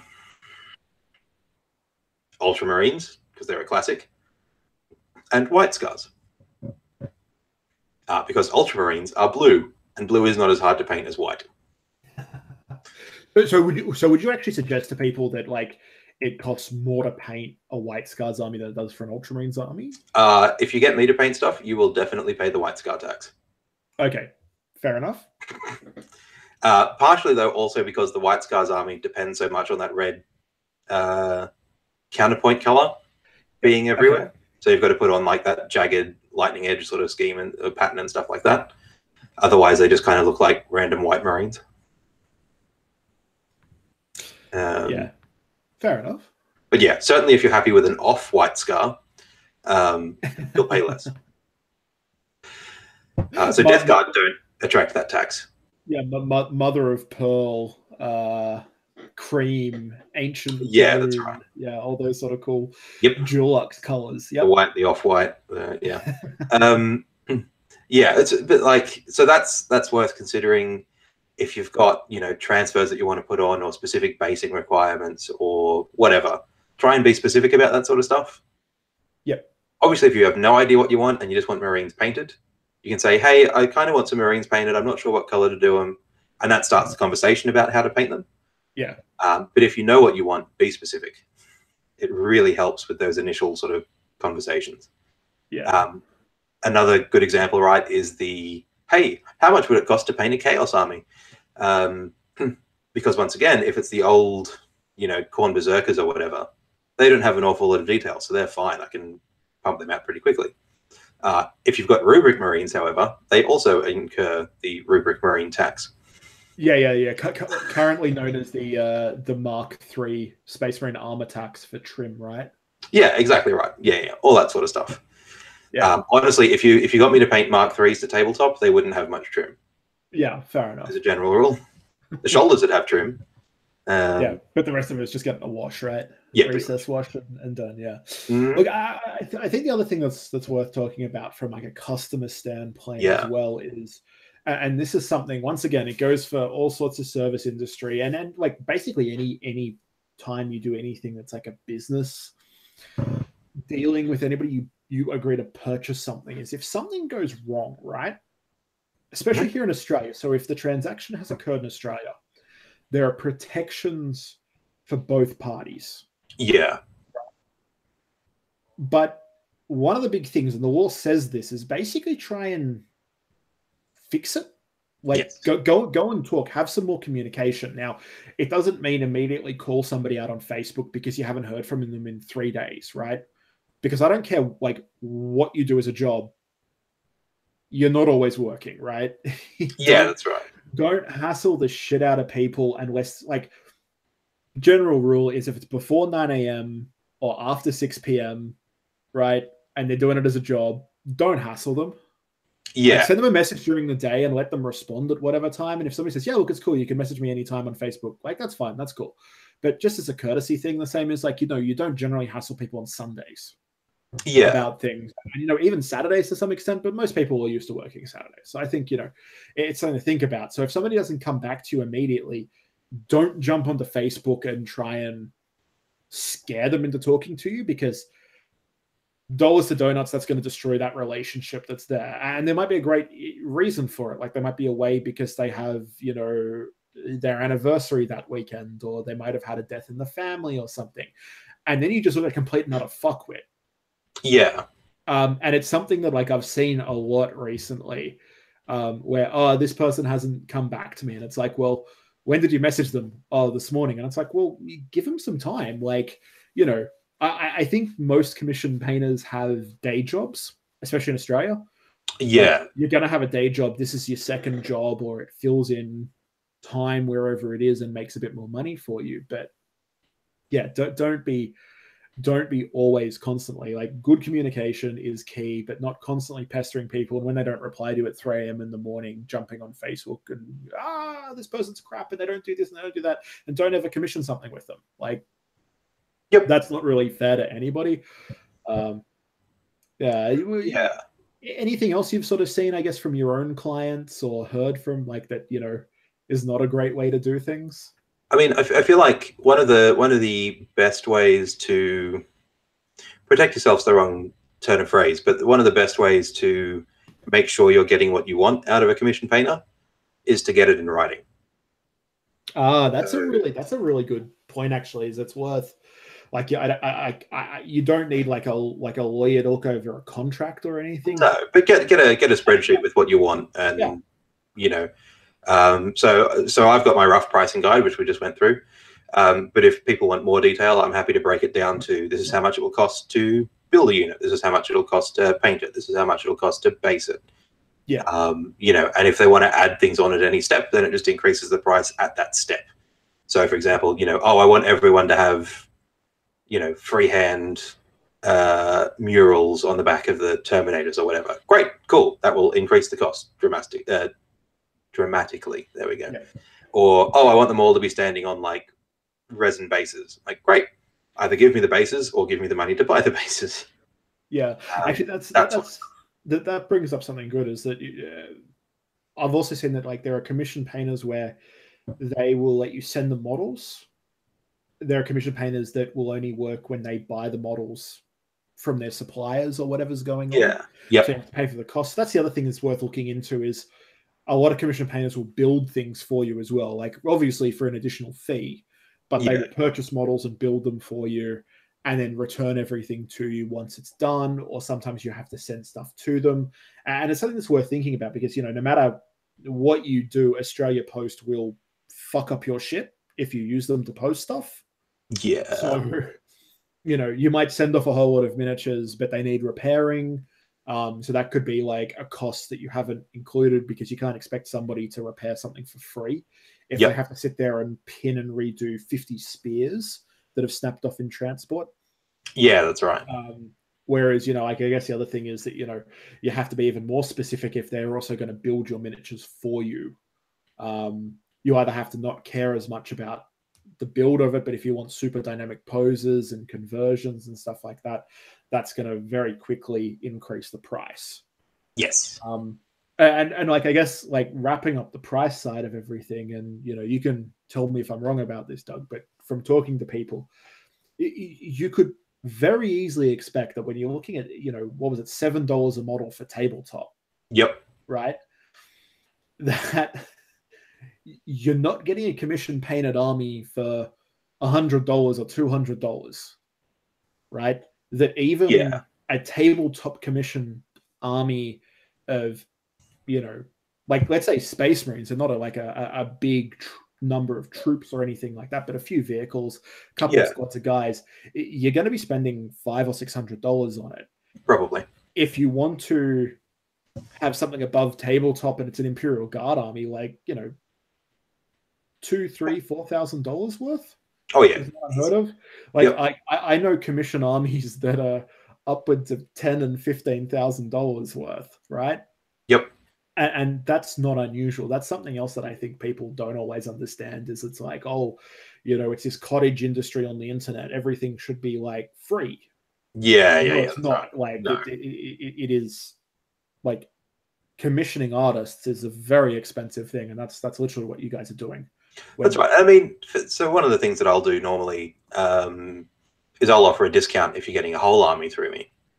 So you won't pay, for example, $7 a model flat. You'll probably get a discount, like every 10th guy will be free or something like that. But you're still not getting, 20 Marines for $50.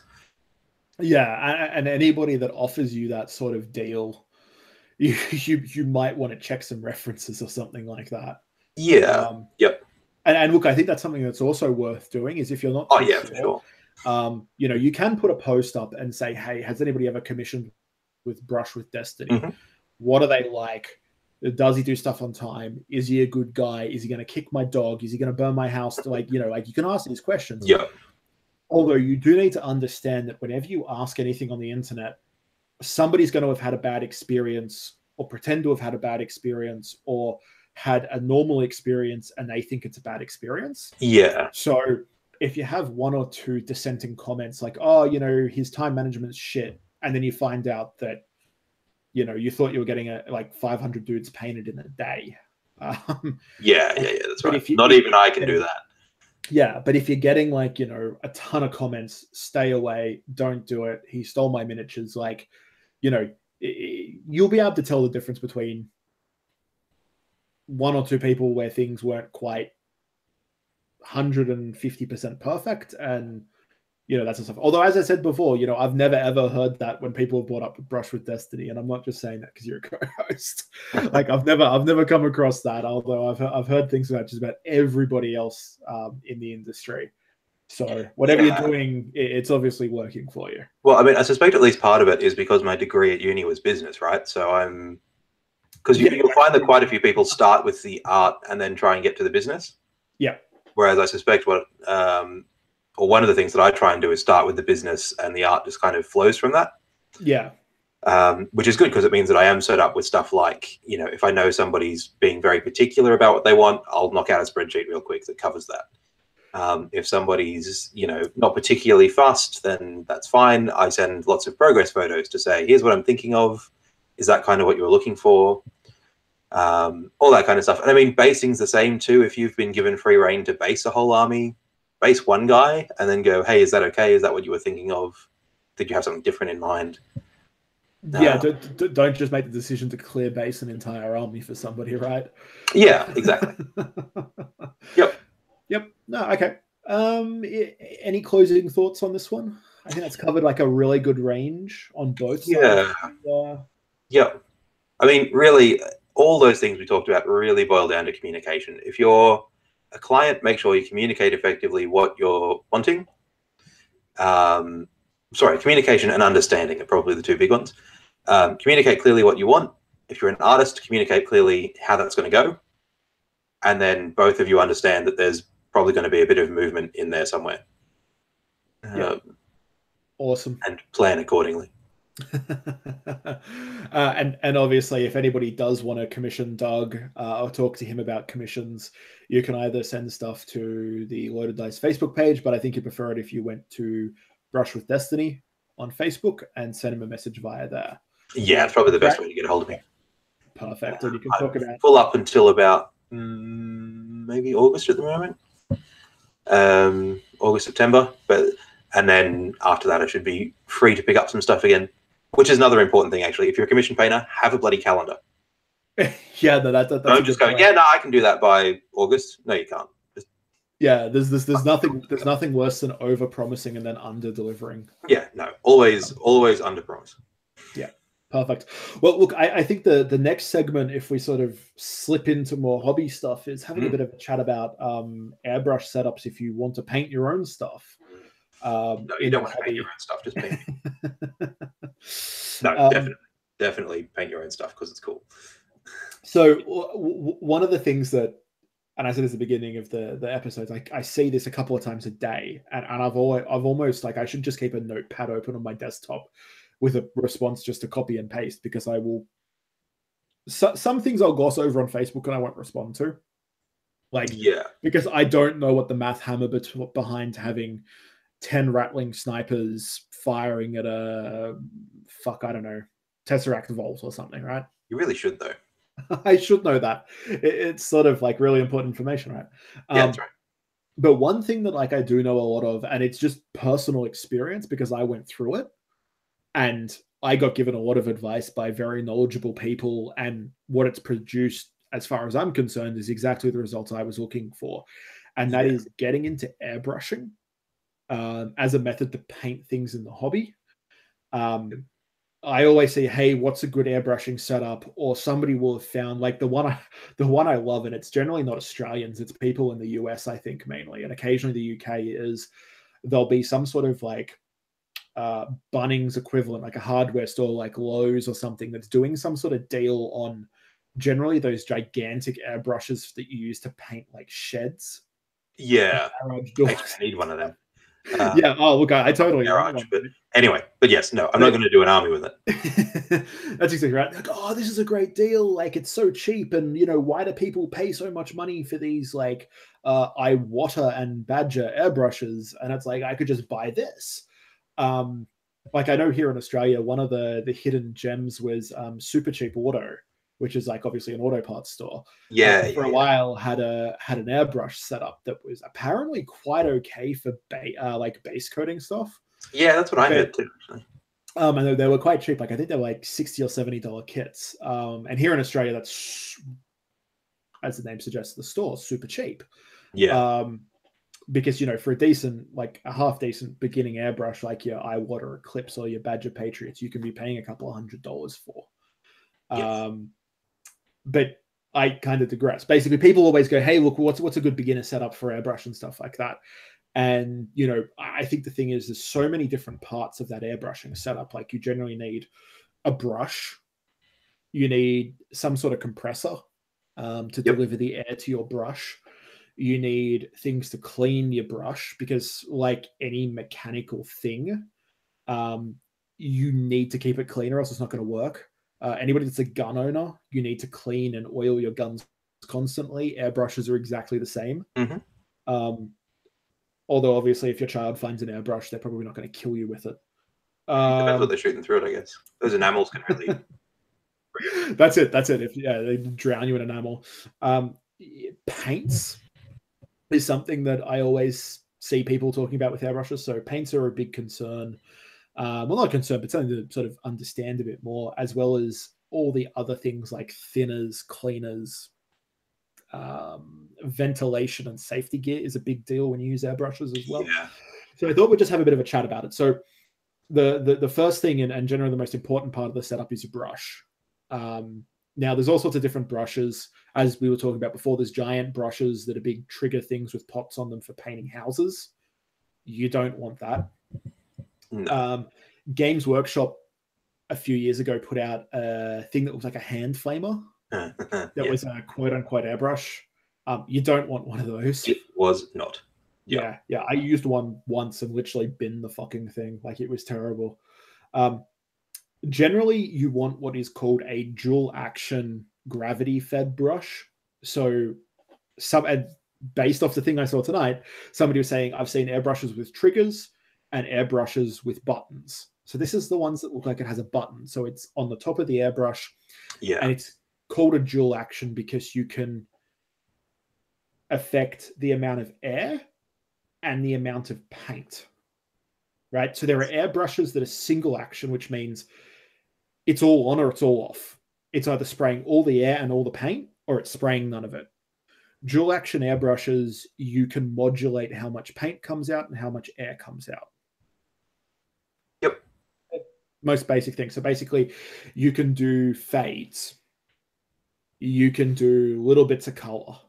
Like you can play around with it. So to do anything other than base coating, you need a dual action airbrush. For me and Doug, you might like. I know you do a bit of airbrushing, but like there are 3 brushes that I recommend as being like good starter brushes for people that don't break the bank. Obviously, if you're outside of Australia, it's even cheaper. But this is sort of an Australian slant on it. So there's the brush I started off, which is an Iwater Eclipse, and I think the suffix is a CS because there's like 3 different types. And it's got to do with where the how big the paint cup is. Yeah, that's right. And where it goes. The other one that I've seen and used and I really like is by a brand called Talon. No, hang on. That's the name of the brush. The brand is Pash. So Yep. Pasche. It's an American brand, I'm pretty sure. And the type of brush is a Talon. If you have big hands, it's a great brush because it's actually like, it feels like it's an extra 15% bigger than every other airbrush I've ever had. So like I've got a rather large hand, and using like the Iwater, my hand will cramp after a while. Whereas with the Talon, it doesn't do that. So it's a good brush if you've got bigger hands. And then the third one, and the one that you'll see a lot of, especially Americans, will start off on, is a Badger Patriot. Yeah. Now these brushes will allow you to do detail work, blending work on 28mm figures. They're not going to let you paint details on faces on 28mm, right? But but they are not so big that you can only base coat tanks. So they're pretty perfect. And like after, like I've tutored with, the MKA guys have taught me how to do things. So Matt Kane, Andy Wardle, Henry Steele, those guys. I've watched hundreds of hours of airbrushing videos and read an absolute shit ton about airbrushing across all sorts of hobby.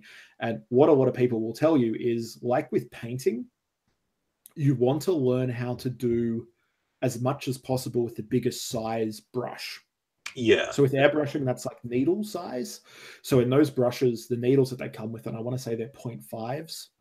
Yeah, that sounds about right. You want to do as much as possible with those, because going to really tiny needles, like sure, you have to do it in some cases to do super fine detail work, but it becomes a bit of a crutch, and then you can't do the bigger stuff with those needles as well. So that's something to keep in mind. So there are 3 brushes that always get recommended, and they're good brushes. You can find them fairly cheaply, even here in Australia. Like you should be able to pick them up around the $150 mark. Next thing is compressors and things like that. Air compressors, there are generally 2 types. Constant compressors that are always going, or compressors that come with air tanks. If you get onto eBay, you will find a generic compressor that has, like, I think it's a 15-liter tank or a 10-liter tank. No, hang on, that's too big. Sorry, it's a 5-liter tank. There you go.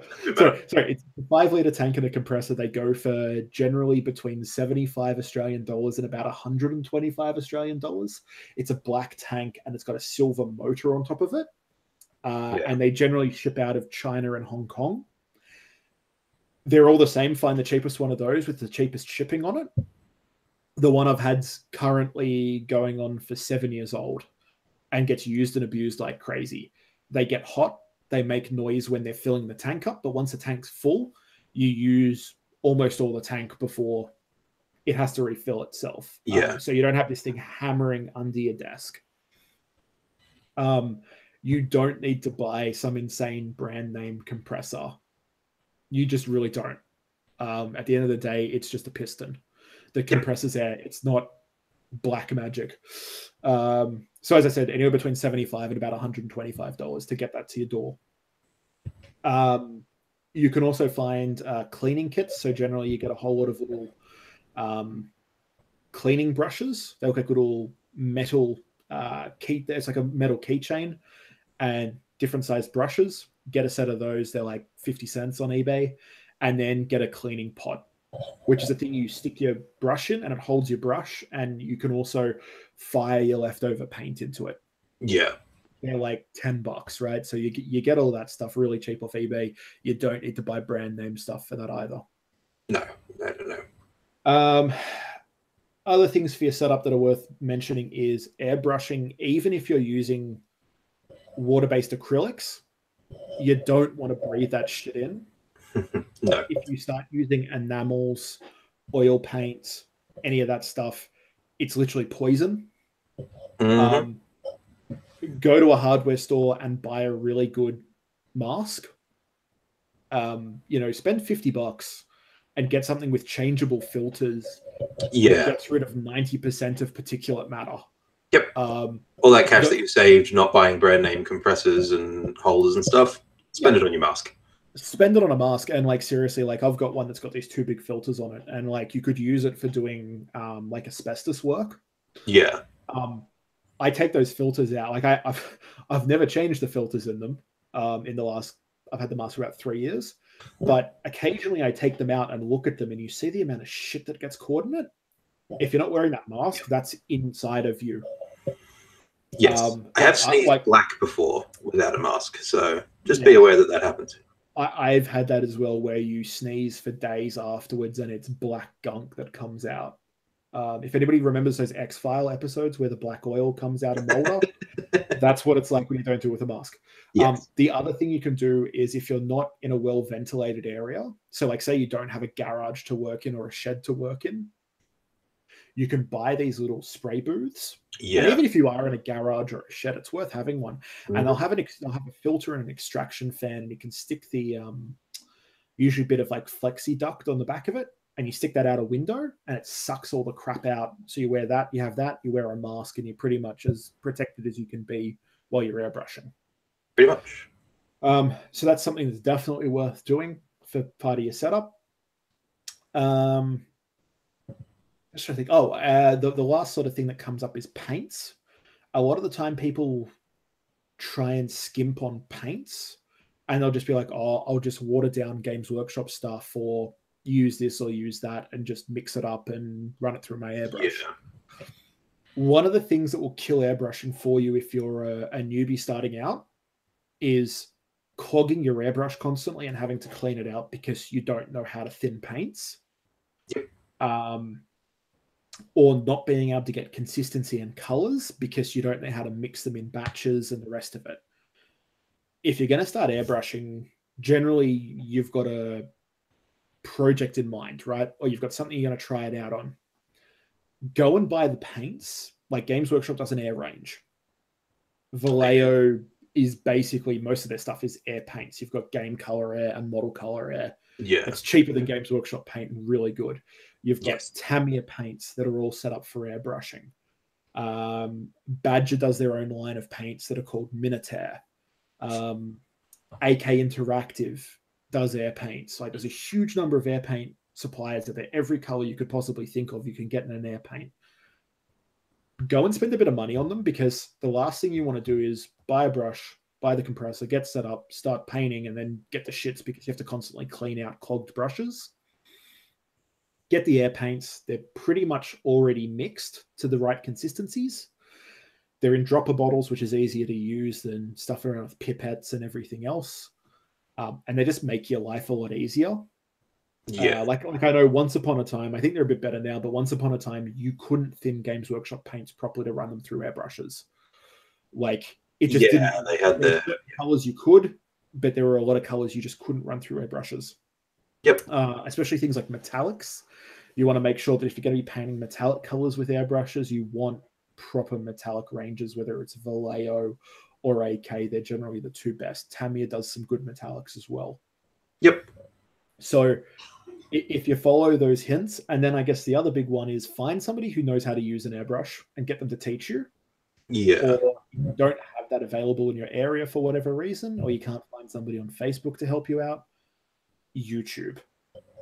Yep. Watch as many YouTube videos as you possibly can, and like watch it while you're painting. Do what they do. Pause it. Do a bit more. Watch a bit more. Pause it. Do a bit more work. Airbrushing is a thing where you want to do, when you're starting off, you want to do as much of it as possible in, like, you don't want to do a little bit and leave it for 6 days and come back. Yeah. You want to do like consistent amounts of it every day or something like that, and it will like build up quite quickly. And you find with airbrushing, at least with me, because I'm still, like, I've been doing it for quite a few years and I'm okay with it. But airbrushing is one of those things where you can pick up quite a few skills quickly, but mastering it takes ages. Yeah. So you can do some cool stuff. Like you can learn to pre-shade and highlight, and you can learn to use stencils and do some really cool techniques and fading and all of that. But if you want to become an absolute pro at airbrushing, don't expect to do it overnight. Expect to spend ages doing it and having to do a lot of it. And you probably want to get tutored in it as well. And then the other big thing is that airbrushing does not replace hairy brushing. And vice versa. Like it's just another skill to have in your arsenal that you can, base coat things quicker and do your first sort of highlights quicker. You probably still need to go in and do edge highlighting with a brush. You're not doing that with an airbrush, say. Yeah, no. And I mean, honestly, so for the kind of actual tips in terms of that sort of stuff, airbrushing's only really come into vogue for the miniature, for our sort of hobby painting relatively recently. You know what I mean? Like there haven't been many airbrush painters for gaming terribly much. But the military history modelers and the grognards over there love it. Like they've been airbrushing for ages. So, check them out on YouTube. Go to a scale modelers club or something if you want some more info, because there's normally someone there who'll tell you how to use an airbrush well. That sort of stuff. Yeah, and I think one thing I've found over the last few years is that there will be somebody somewhere that can teach you how to airbrush. Yeah, absolutely. And you probably won't need to pay them. Like maybe buy them lunch or buy them a case of beer or something like that to say, say thank you. But for most, people are pretty happy to share that sort of stuff in the community, which I think is, very, it's great. It's great that that's the case. And as you said, you can go to like military modelers and people like that and get them to teach you as well. Yeah. Yeah. So anything else we haven't touched on with that? Like, I think that's a pretty good rundown. Yep. So now what you've got to do is cut out that little section of this podcast. Yeah. And every time anyone has that particular question on Facebook, just drop it as a soundbite. Down file in. Yeah. Oh, that sounds good. Okay. What else did we say we had for this one? Stygian Abyss, questions from the audience, and then the question. Yeah. Well, Doug, what do you want to do next? What do you think? I do not mind. Shall we break it up a bit with some audience questions? Okay. Audience questions. Woo. We have a few more now, which is good. Yeah. I noticed that it didn't take long. We do have. Yeah. Yeah. Yep. Yeah. Look, our audience has not disappointed. No. That's it. You just got to love wait you a little while, all right? So, Lee asks us, why do lesbians use rubber penises for sex? Shouldn't they use rubber vaginas? Veganas? Vaginas. Okay. Not being a lesbian, I'm not entirely sure. Yeah, I have neither experience nor kind of comment, I guess. Yeah. Like I feel like if you're coming to us with that sort of question, you may have possibly missed a whole lot of other sources of information that can answer that for you. Yep. But whatever floats your boat. Yeah. Cool. We're off to a good start. I like it. Doug, do you want to pick the next one? Yeah. So rolling on. Tim asks, have you played Necromunda yet? If not, why not? No, I haven't played Necromunda yet. And this is because I was talking to Tim like quite a while ago about Arbites and making them work in Necromunda. Right. And no, I have not, because the person who is very kindly painting up some of the Necromunda stuff for me is dropping it back this weekend. And I think we're going to try and have a game this weekend. So okay. Real life, that's why. That seems fair. I haven't, because I didn't play it when it first came out, and it doesn't really grab me by the testicles at this point either. So no, but Lee might, if you hang around for too long, he might grab by the testicles. Only rubber testicles, though. Yeah. Okay. Cameron, good old Cam, Space Wolf Cam, asks, "What's your favorite Kevin Bacon movie, and why is it Tremors?" R.I.P.D. Next question. I haven't seen that. Really? No. Is it worth seeing? Well, obviously, like, you're telling me it's a good Kevin Bacon movie, so I feel like I like Kevin Bacon in it. I don't know whether that's the same thing. Yeah. Actually, funnily, how do you feel about things that should have been Men in Black sequels? Oh yeah, I'd like that. That sounds good. Men in Black? No. Was it meant to be a Men in Black sequel? Something like that, anyway. I don't know. It sounds good though. It's ridiculous, but Jeff Bridges is in it, and that's always fun. Actually, I am a huge Tremors fan. That seems fair. So when there's a new one coming out, right? Yeah, Tremors 5, maybe. Yeah. Or there is Tremors 5 and there's Tremors 6. I can't remember, but like the first 3 are excellent. The bit when they put the C4 on the radio-controlled monster truck, that was just like, that was spiritual for me. Nice. Your pick?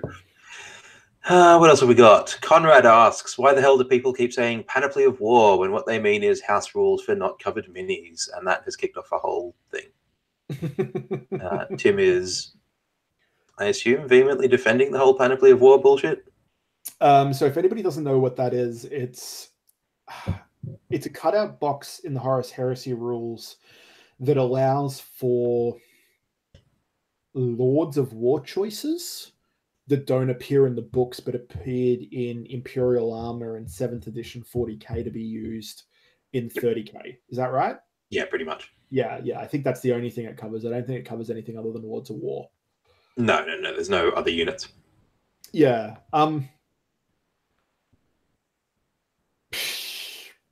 I don't know. Like, I don't see it used that often. I see it used to cover Imperial Knights. But that's about really it.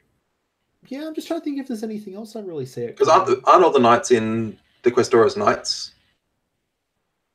No, I don't think the 40k Knights are. I thought all the Beetlebacks were in there now. Oh, okay, maybe they are. Okay, well, in that case, I'm not entirely sure what gets covered by that anymore. Macarius's Macarius's, yeah. Like some of the other Malcador variants. Okay.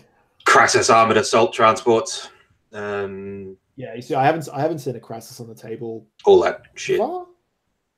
I haven't seen a Macarius in ages on the table. No, like, yeah. I'm inclined to kind of agree with Conrad. It really is just a stopgap for shit that people have and want to use, but maybe wouldn't be allowed to normally. I don't think any of it's particularly broken. Like, the Macarius is not a great tank.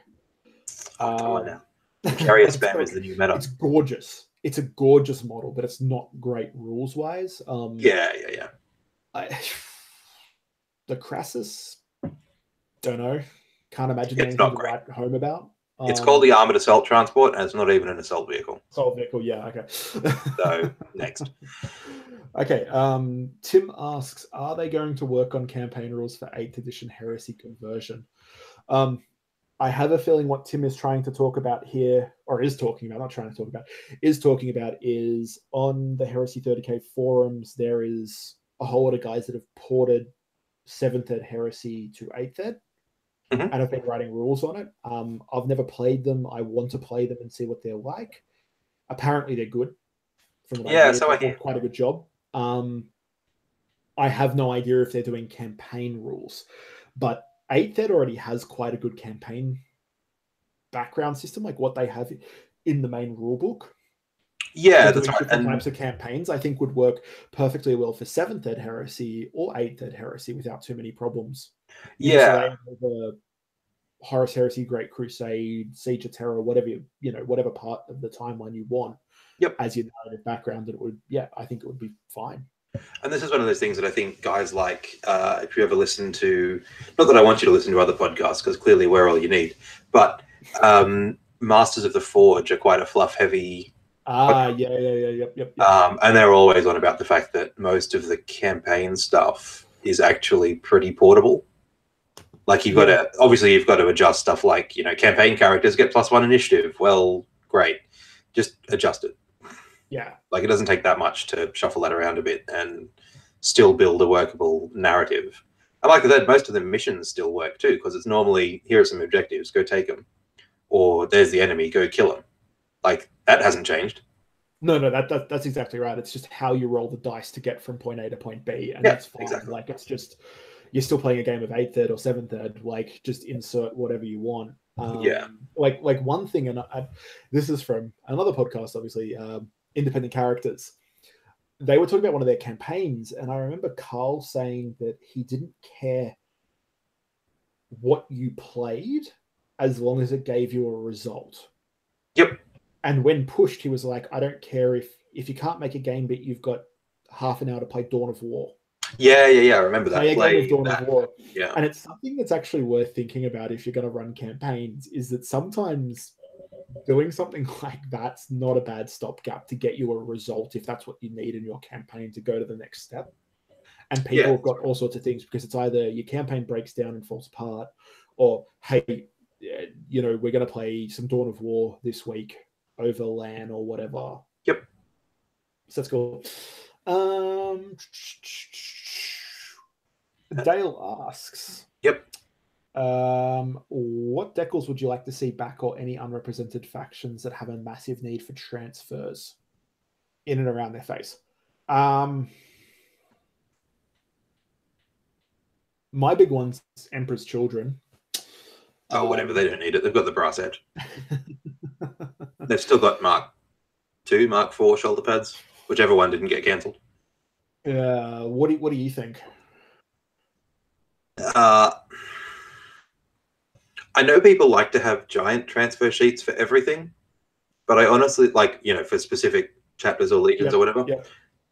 I wouldn't mind just a generic Badab Wars one. Yeah, that would be like cool. One that's Forge World bit of sized, everything.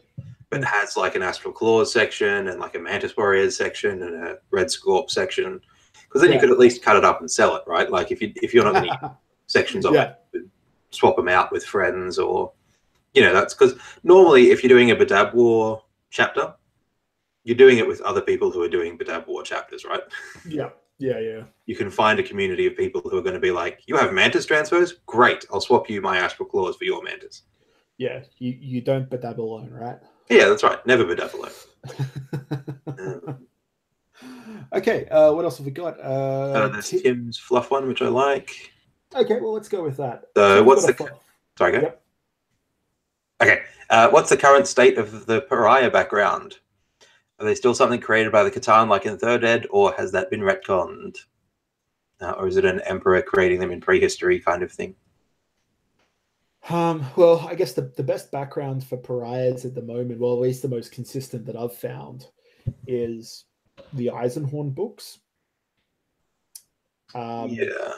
And that is that there are naturally occurring pariahs in the same way that there are naturally occurring psychers. It's a mutation.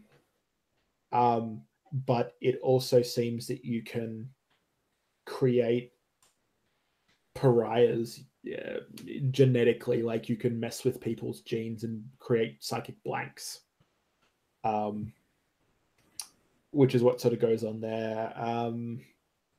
The other thing that's currently said about pariahs that I don't think ever used to be in the fluff is that you're not a pariah or you are a pariah. There are different levels of null, like there are different levels of psychers.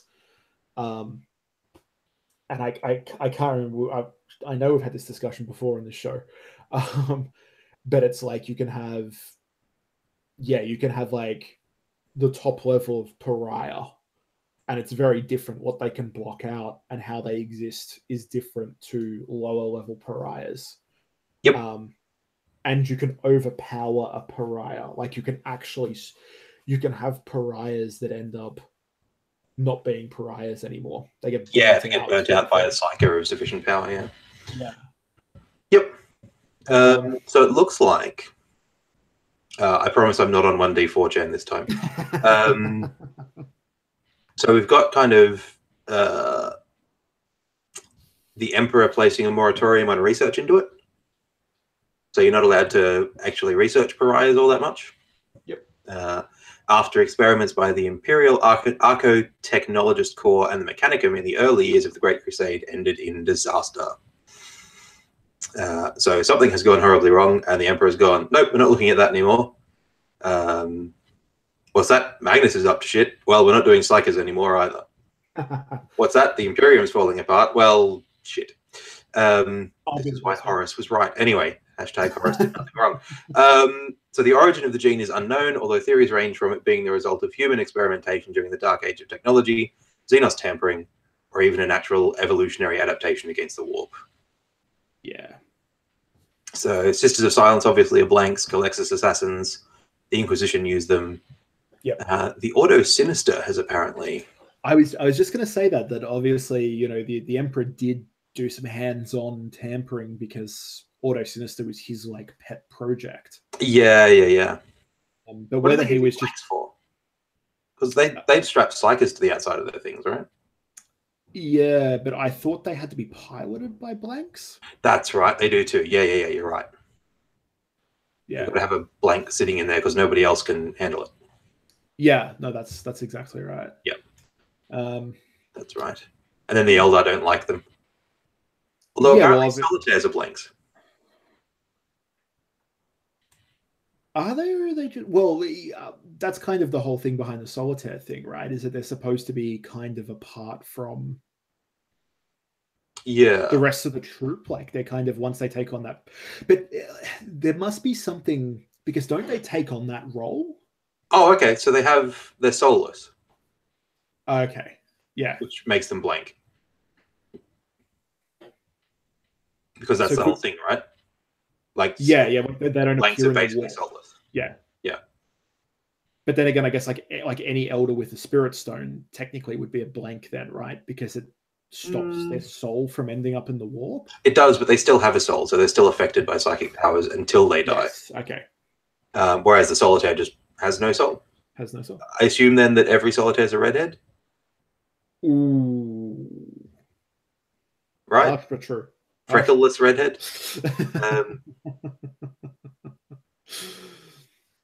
Okay. There you go. I think that's pretty much it. They're the big ones, I think. Yeah. No, very cool. So what we might do is we will Stygian Abyss. Stygian Abyss, yeah. Let's have a bit of a chat. So last weekend we had the third act. So we're 3/4 of the way through the Stygian Abyss campaign that we're running this year out of the Games Cube. Big shout out to Lindsay and the guys out there for once again hosting us and our rabble of 30k players. So if you've been following along at home, Stygian Abyss is all about the trader. Well, it's really the Emperor's Children and the World Eaters, with a little bit of other traders thrown in there. They've been doing all sorts of crazy gene experiments in an attempt to think Fabius Bile and his minions. In an attempt to ... profit. Yeah. Yes. Play around. Like it seems like everybody during the heresy was fucking around with the gene seed at one point or another, whether you're the Raven Guard or the Alpha Legion or whatever it is. So yeah, that's right. At this point, what's going on in the campaign is the loyalists know what's happening. They know that there are gene crafting facilities in the Abyss, and they now have been trying to, find out the last bits of information and start launching their assaults in an attempt to destroy everything that's there. And Rogel Dawn and the Sigillite have had this confirmed for them, and they're now just issuing like a cleanse order to all the loyalists. In response to that, the traders went, well, we've got these mutated, psycho, crazy, vat-grown soldiers. Let's put them on the front lines and do some testing. So what we did is all the trader players were able to upgrade a certain number of units in their army that were infantry, so like tactical marines, terminators, stuff like that, and give them, a gene enhancement. So you rolled a d6 and it gave all sorts of buffs. Like I think one of them was you could up your strength, but your toughness dropped. Your initiative dropped. So there was generally a benefit and a detriment. Yep. Together. And then the loyalists got extra campaign victory points if they wiped those test subjects out during a game. So it didn't count towards the game's victory points, but the overall campaign victory points, they got bonuses depending on how many squads of those they wiped out in their games. So for the overall campaign and where it's at is the loyalists were quite soundly beaten back in their first attempts to storm the gene facilities. A lot of the Custodes players had quite good success, as you sort of expect. But for the main point, I think for every, I think in the first round of games on Saturday, there was one loyalist victory out of 11 games being played, and there was one tie, and the rest were all trader wins. And then in the second round, I think there were 2 loyalist victories and a tie, and then the rest were all trader wins. So the traders are doing quite well. The final Act 4, which is happening the end of August, the third Saturday in August at the Games Cube, that's going to affect that. And we're not releasing much information about it yet, except expect even bigger battles, considering it's an escalation league. So we're at 3,000 points on Saturday. We're going up to 4,000 points for August. Sure are. Which will be a lot of fun. Doug, any standout moments for you on the weekend? Honestly, my entire weekend was spent at my table because I was running the militia horde, which we've talked about previously. So I managed to get 230 models done and on the table for the weekend. Sorry, 230 cultists plus vehicles plus Ogrons. That's insane. Yeah, it was great. I loved it. It's one of those things where I feel like I'm playing an army very similar to Genestealer Cult in that I'm playing the bad guys. I mean, obviously I am playing the bad guys, but in like a like Dungeons and Dragons DM kind of way. Yeah, as in like I'm kind of there to facilitate the other person's story rather than tell my own destiny sort of thing. Yeah. Yeah. Although I am kind of doing that too with my militia commander, Tazar the Unregulated, who is quite happily rolling on. Who now believes himself the equal of the Emperor of Mankind, so that we'll see how that goes. Oh, that's going to end well for him. Yeah, that's right. This can only end well, right? I know how this story goes. Maybe he's the guy who gets between Horus and the Emperor. He's like, no, I'm in charge now, and then he dies.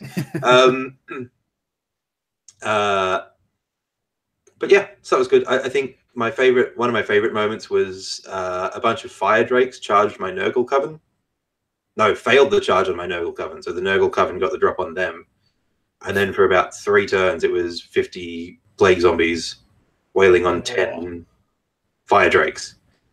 And on the last turn, the Praetor was the only guy left in that squad. And we called it, so he bundled out of combat back into his Spartan and then pissed off.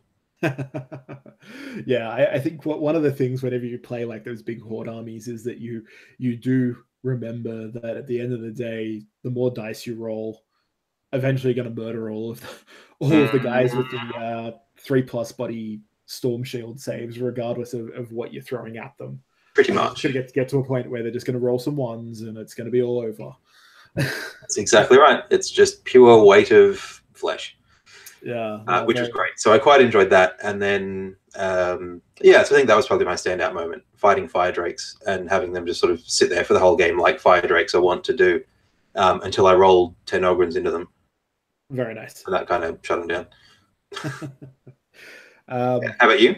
Yeah, look, I had 2 great games. I had a game against our old co-host Steve, which was a lot of fun, although it did show up some glaring differences between 7th and 8th when I one-shotted his Spartan on the first turn and found myself like apologizing to him profusely for doing so, because it was just like there really was not a whole lot he could do at that point. He was on the wrong side of the table, and just walking, and he just lost a huge chunk of his army to just this like really random lucky shot. But I guess that's the game. So that was a cool game. But my favorite moment of the day was in the second game. I was playing against the Knight Porphyron, actually for the first time. And it sort of rampaged. I lost the initiative in that game. I had the initiative seized on me. And so my army was set up for like this big charge forward and all the Land Raiders. By the end of that first turn, I think I had like my Spartan had some hull points left, and that was kind of it. Yep. The Byron had just opened up and just blotted everything off the table. However, in my second shooting phase, I managed I still had enough like machine spirited 1 hull point like guys hanging out that they, pinked a couple of hull points off the Porphyron, and I was like, look, this game's just not going to work, but I need to try and take that frigging Knight out. Yep. So my Spartan had sort of charged up one flank around his like shield, so he had 4 Land Raiders, and the Typhon was all at the front of him, so he put his shields up there. So I like slipped the Spartan down the side. Yep. And I had 2 last cannon shots, 6s to hit, 6s to penetrate, and then 6s to blow it up. Yep. So it put it onto like 1 hull point, and I'm like, if this was 8th edition, right, I could just leave it alone because it wouldn't be able to hit anything. Yeah, that's right. I'd be hitting on 6s. But I'm like, shit, okay, I have to do 1 hull point to it. And I'm like looking around the table, and I'm like, there is nothing here. Like the multi-melters on my stuff isn't in range. And I'm like, shit, what have I got? Back corner of the table, my 2 basilisks. So the first shell scattered and didn't hit anything. And I'm like, oh, this is not going to happen. So the second basilisk dropped a shell on the back of it. It was enough to put it down, and it was excellent. It was just like, we're just rolling it. And Scott, who was playing, who's a great opponent, is just sitting there just going, I know how this is ending, and it's going to be with a frigging earth-shaking and shell. So no, managed to take out the Knight Porphyrion, but the overall battle, I was actually one of the ones that lost in the second round. Yeah, so once again, you don't want me on your team. No, that was good. Makes sense. But yeah, no, like it was great to roll some dice with some good dudes. Yeah, as it always is. Yep. Regardless of the game you play or anything like that, yeah, it's a lot of fun. And as I said, if you're keen on playing some 4,000 point 30k and you're around I want to say it's 22nd or the 23rd of August. Yeah, something like that. Get your ass to the Games Cube and play some 30k. Yep. Oh, I should talk about my second game actually as well, shouldn't I? Because I only really talked about the first one. Yes. So my second game was Custodes, which was entertaining.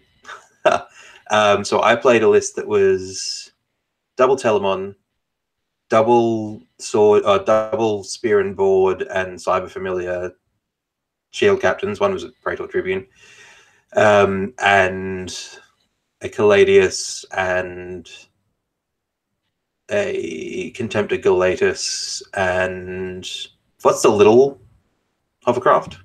Like the little skiff thing. Yeah. Yeah, I have no idea, but it's a little skiff. And one of them. And then nothing but sword and board Custodes in between. Which was entertaining because this is the second time in the Stygian Universe that the unregulated host has fought the Emperor's finest. And it's the second time that we've beaten them.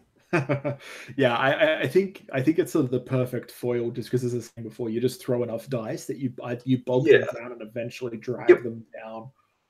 Which is exactly where Tazar's delusions of grandeur are coming from now, because he's beaten the Custodes twice. So he's like, well, my bodyguard are clearly the equal of the Emperor's, so I must be the equal of the Emperor himself. So that's been a fun little narrative to weave in, because the first event I kind of had it woven in as he had this master plan and it had all fallen apart when the Loyalists entered the system. Yeah. But now he's kind of rallied from that a little bit and thinks he's unkillable, because he is at this point. I think next event we're going to have to put a bounty on his head. Yeah, please don't. He's not important enough.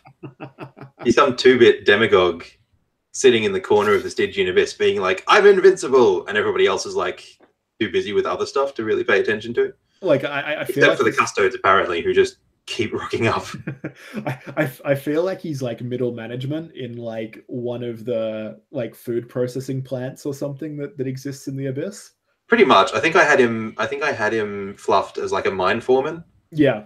Who'd gone rogue. Yeah. So that was entertaining. So 2 Telemons, as it turns out, are difficult to kill. Yeah, that doesn't surprise me. You can't ignore them because they just mow down everything. Not as hard. I mean, I didn't kill either of them, but at least I managed to put some hull points on them. Unlike that Praetor Tribune with the 3-up rerollable. Actually, I put a wound on him too, so I'm going to call that a win. I mean, I won as well because I held the objectives on the table. In fact, one of my favorites from that game was there was a squad of sword and board Custodes in combat with my rats. Sorry, my Cult of the 13th God. And they held the objective, but the squad was so deep that the Custodes weren't contesting it, despite being in combat with the squad that was holding it. Oh, wow. Okay, so you just had them like outside of 3 inches. Yeah, pretty much. Yeah, nice. So I held 2 objectives without anything nearby, and there was the other shield captain, so not the Tribune, but the second shield captain was contesting the 3rd objective, but I still won, which was nice. Yeah. But then like first blood and attrition and all that jazz. Yeah. He killed my small squad. So I had because I only had 30 Khorne cultists done by then. So he wiped them out with the Alaris Terminators, a squad of Custodes, and the Tribune all charged in and murdered all 30 of them, which is fair enough. Yeah. I then counter-murdered the Alaris Terminators, sorry, the Aquilon Terminators, with a Psychic Shriek, which was nice. So they just evaporated completely because I rolled like 6, 6, and 5 for the Psychic Shriek, which was great. So they just... And then the Tribune was stuck in combat with 10 Ogryns for the rest of the game. Very nice. which is fun. So yeah. So no, I think we're gonna have to put a bounty on his head for next event and give out some sort of prize for anybody that can bring us the head of the unregulated. You can certainly try. He's actually got a model now, which is nice because my tile, the Faithless, has finally come up, shown up. Yeah. I mean, yeah, I wouldn't mind it. I'd be happy to give it a go. I mean, I feel like I'm going to get challenged a lot. I feel like I'm going to deny a lot of challenges. Yeah. No, goes, no. I have 10 Ogrins for this. Yeah, that'll be cool. We'll have to sort it out for you. Yeah, get through 30 wounds of Ogrins, and then I might just jump squads over to a 50-man squad anyway. Perfect. So yeah, so if you're looking for 30k and you're in Sydney at the end of August, please come on down to the Games Cube. And I think we should shout out. My brain stopped working. Stefan, who picked up our Best Painted award with his Custodes and Knights, which looked absolutely fantastic. And if you want to see some photos of them, they're on the Facebook page. So that was really cool. So we probably need to close this out because what was supposed to be a short episode is not so short anymore. So the final question of the episode, Scout or Armored Sentinel? I mean, the answer is obvious, right? Like, I don't feel like we have to even say. No. I totally agree with you. I think that at this point, if nobody knows the answer to that question, well, should you really be playing this or should you be playing Malifaux? I mean, it's Sentinel powerlifters every time. Right? Well, I was actually going to say that it's not even the right question to ask, that it's kind of the Furthy question. It's really Sentinels with searchlights. No matter what Sentinel is, it's a Sentinel with a searchlight. It's just quietly, if you are going to put in a Sentinel, I mean, Salamanders are pretty good too for that sort of scout denial. Yeah, I think honestly, I can't work out when you want Scout Sentinels over Armored Sentinels. Really? Because conventional wisdom is entirely the other way around. No, I know it's so weird. Because Scouts are your deep strike. Well, were your deep strike denial before the turn one strike was bumped. You don't need them. Don't need them anymore. I still feel like they're a good screen. And if you're going to screen, you may as well screen with Power Fists, which is why I say Power Lifters every time. We see, like I think the other answer to that question is also Taurus Venator. Oh shit, yes. Yeah, if you're going to take an Armored Sentinel, take a Venator. Like, yeah. And if you're going to take a Sentinel, take a Drop Sentinel and deep strike your own Sentinels in. And there you go, people. There's the last word on Sentinels for you. Right, just stop taking the shit in the Codex and go Forge World. It's fine.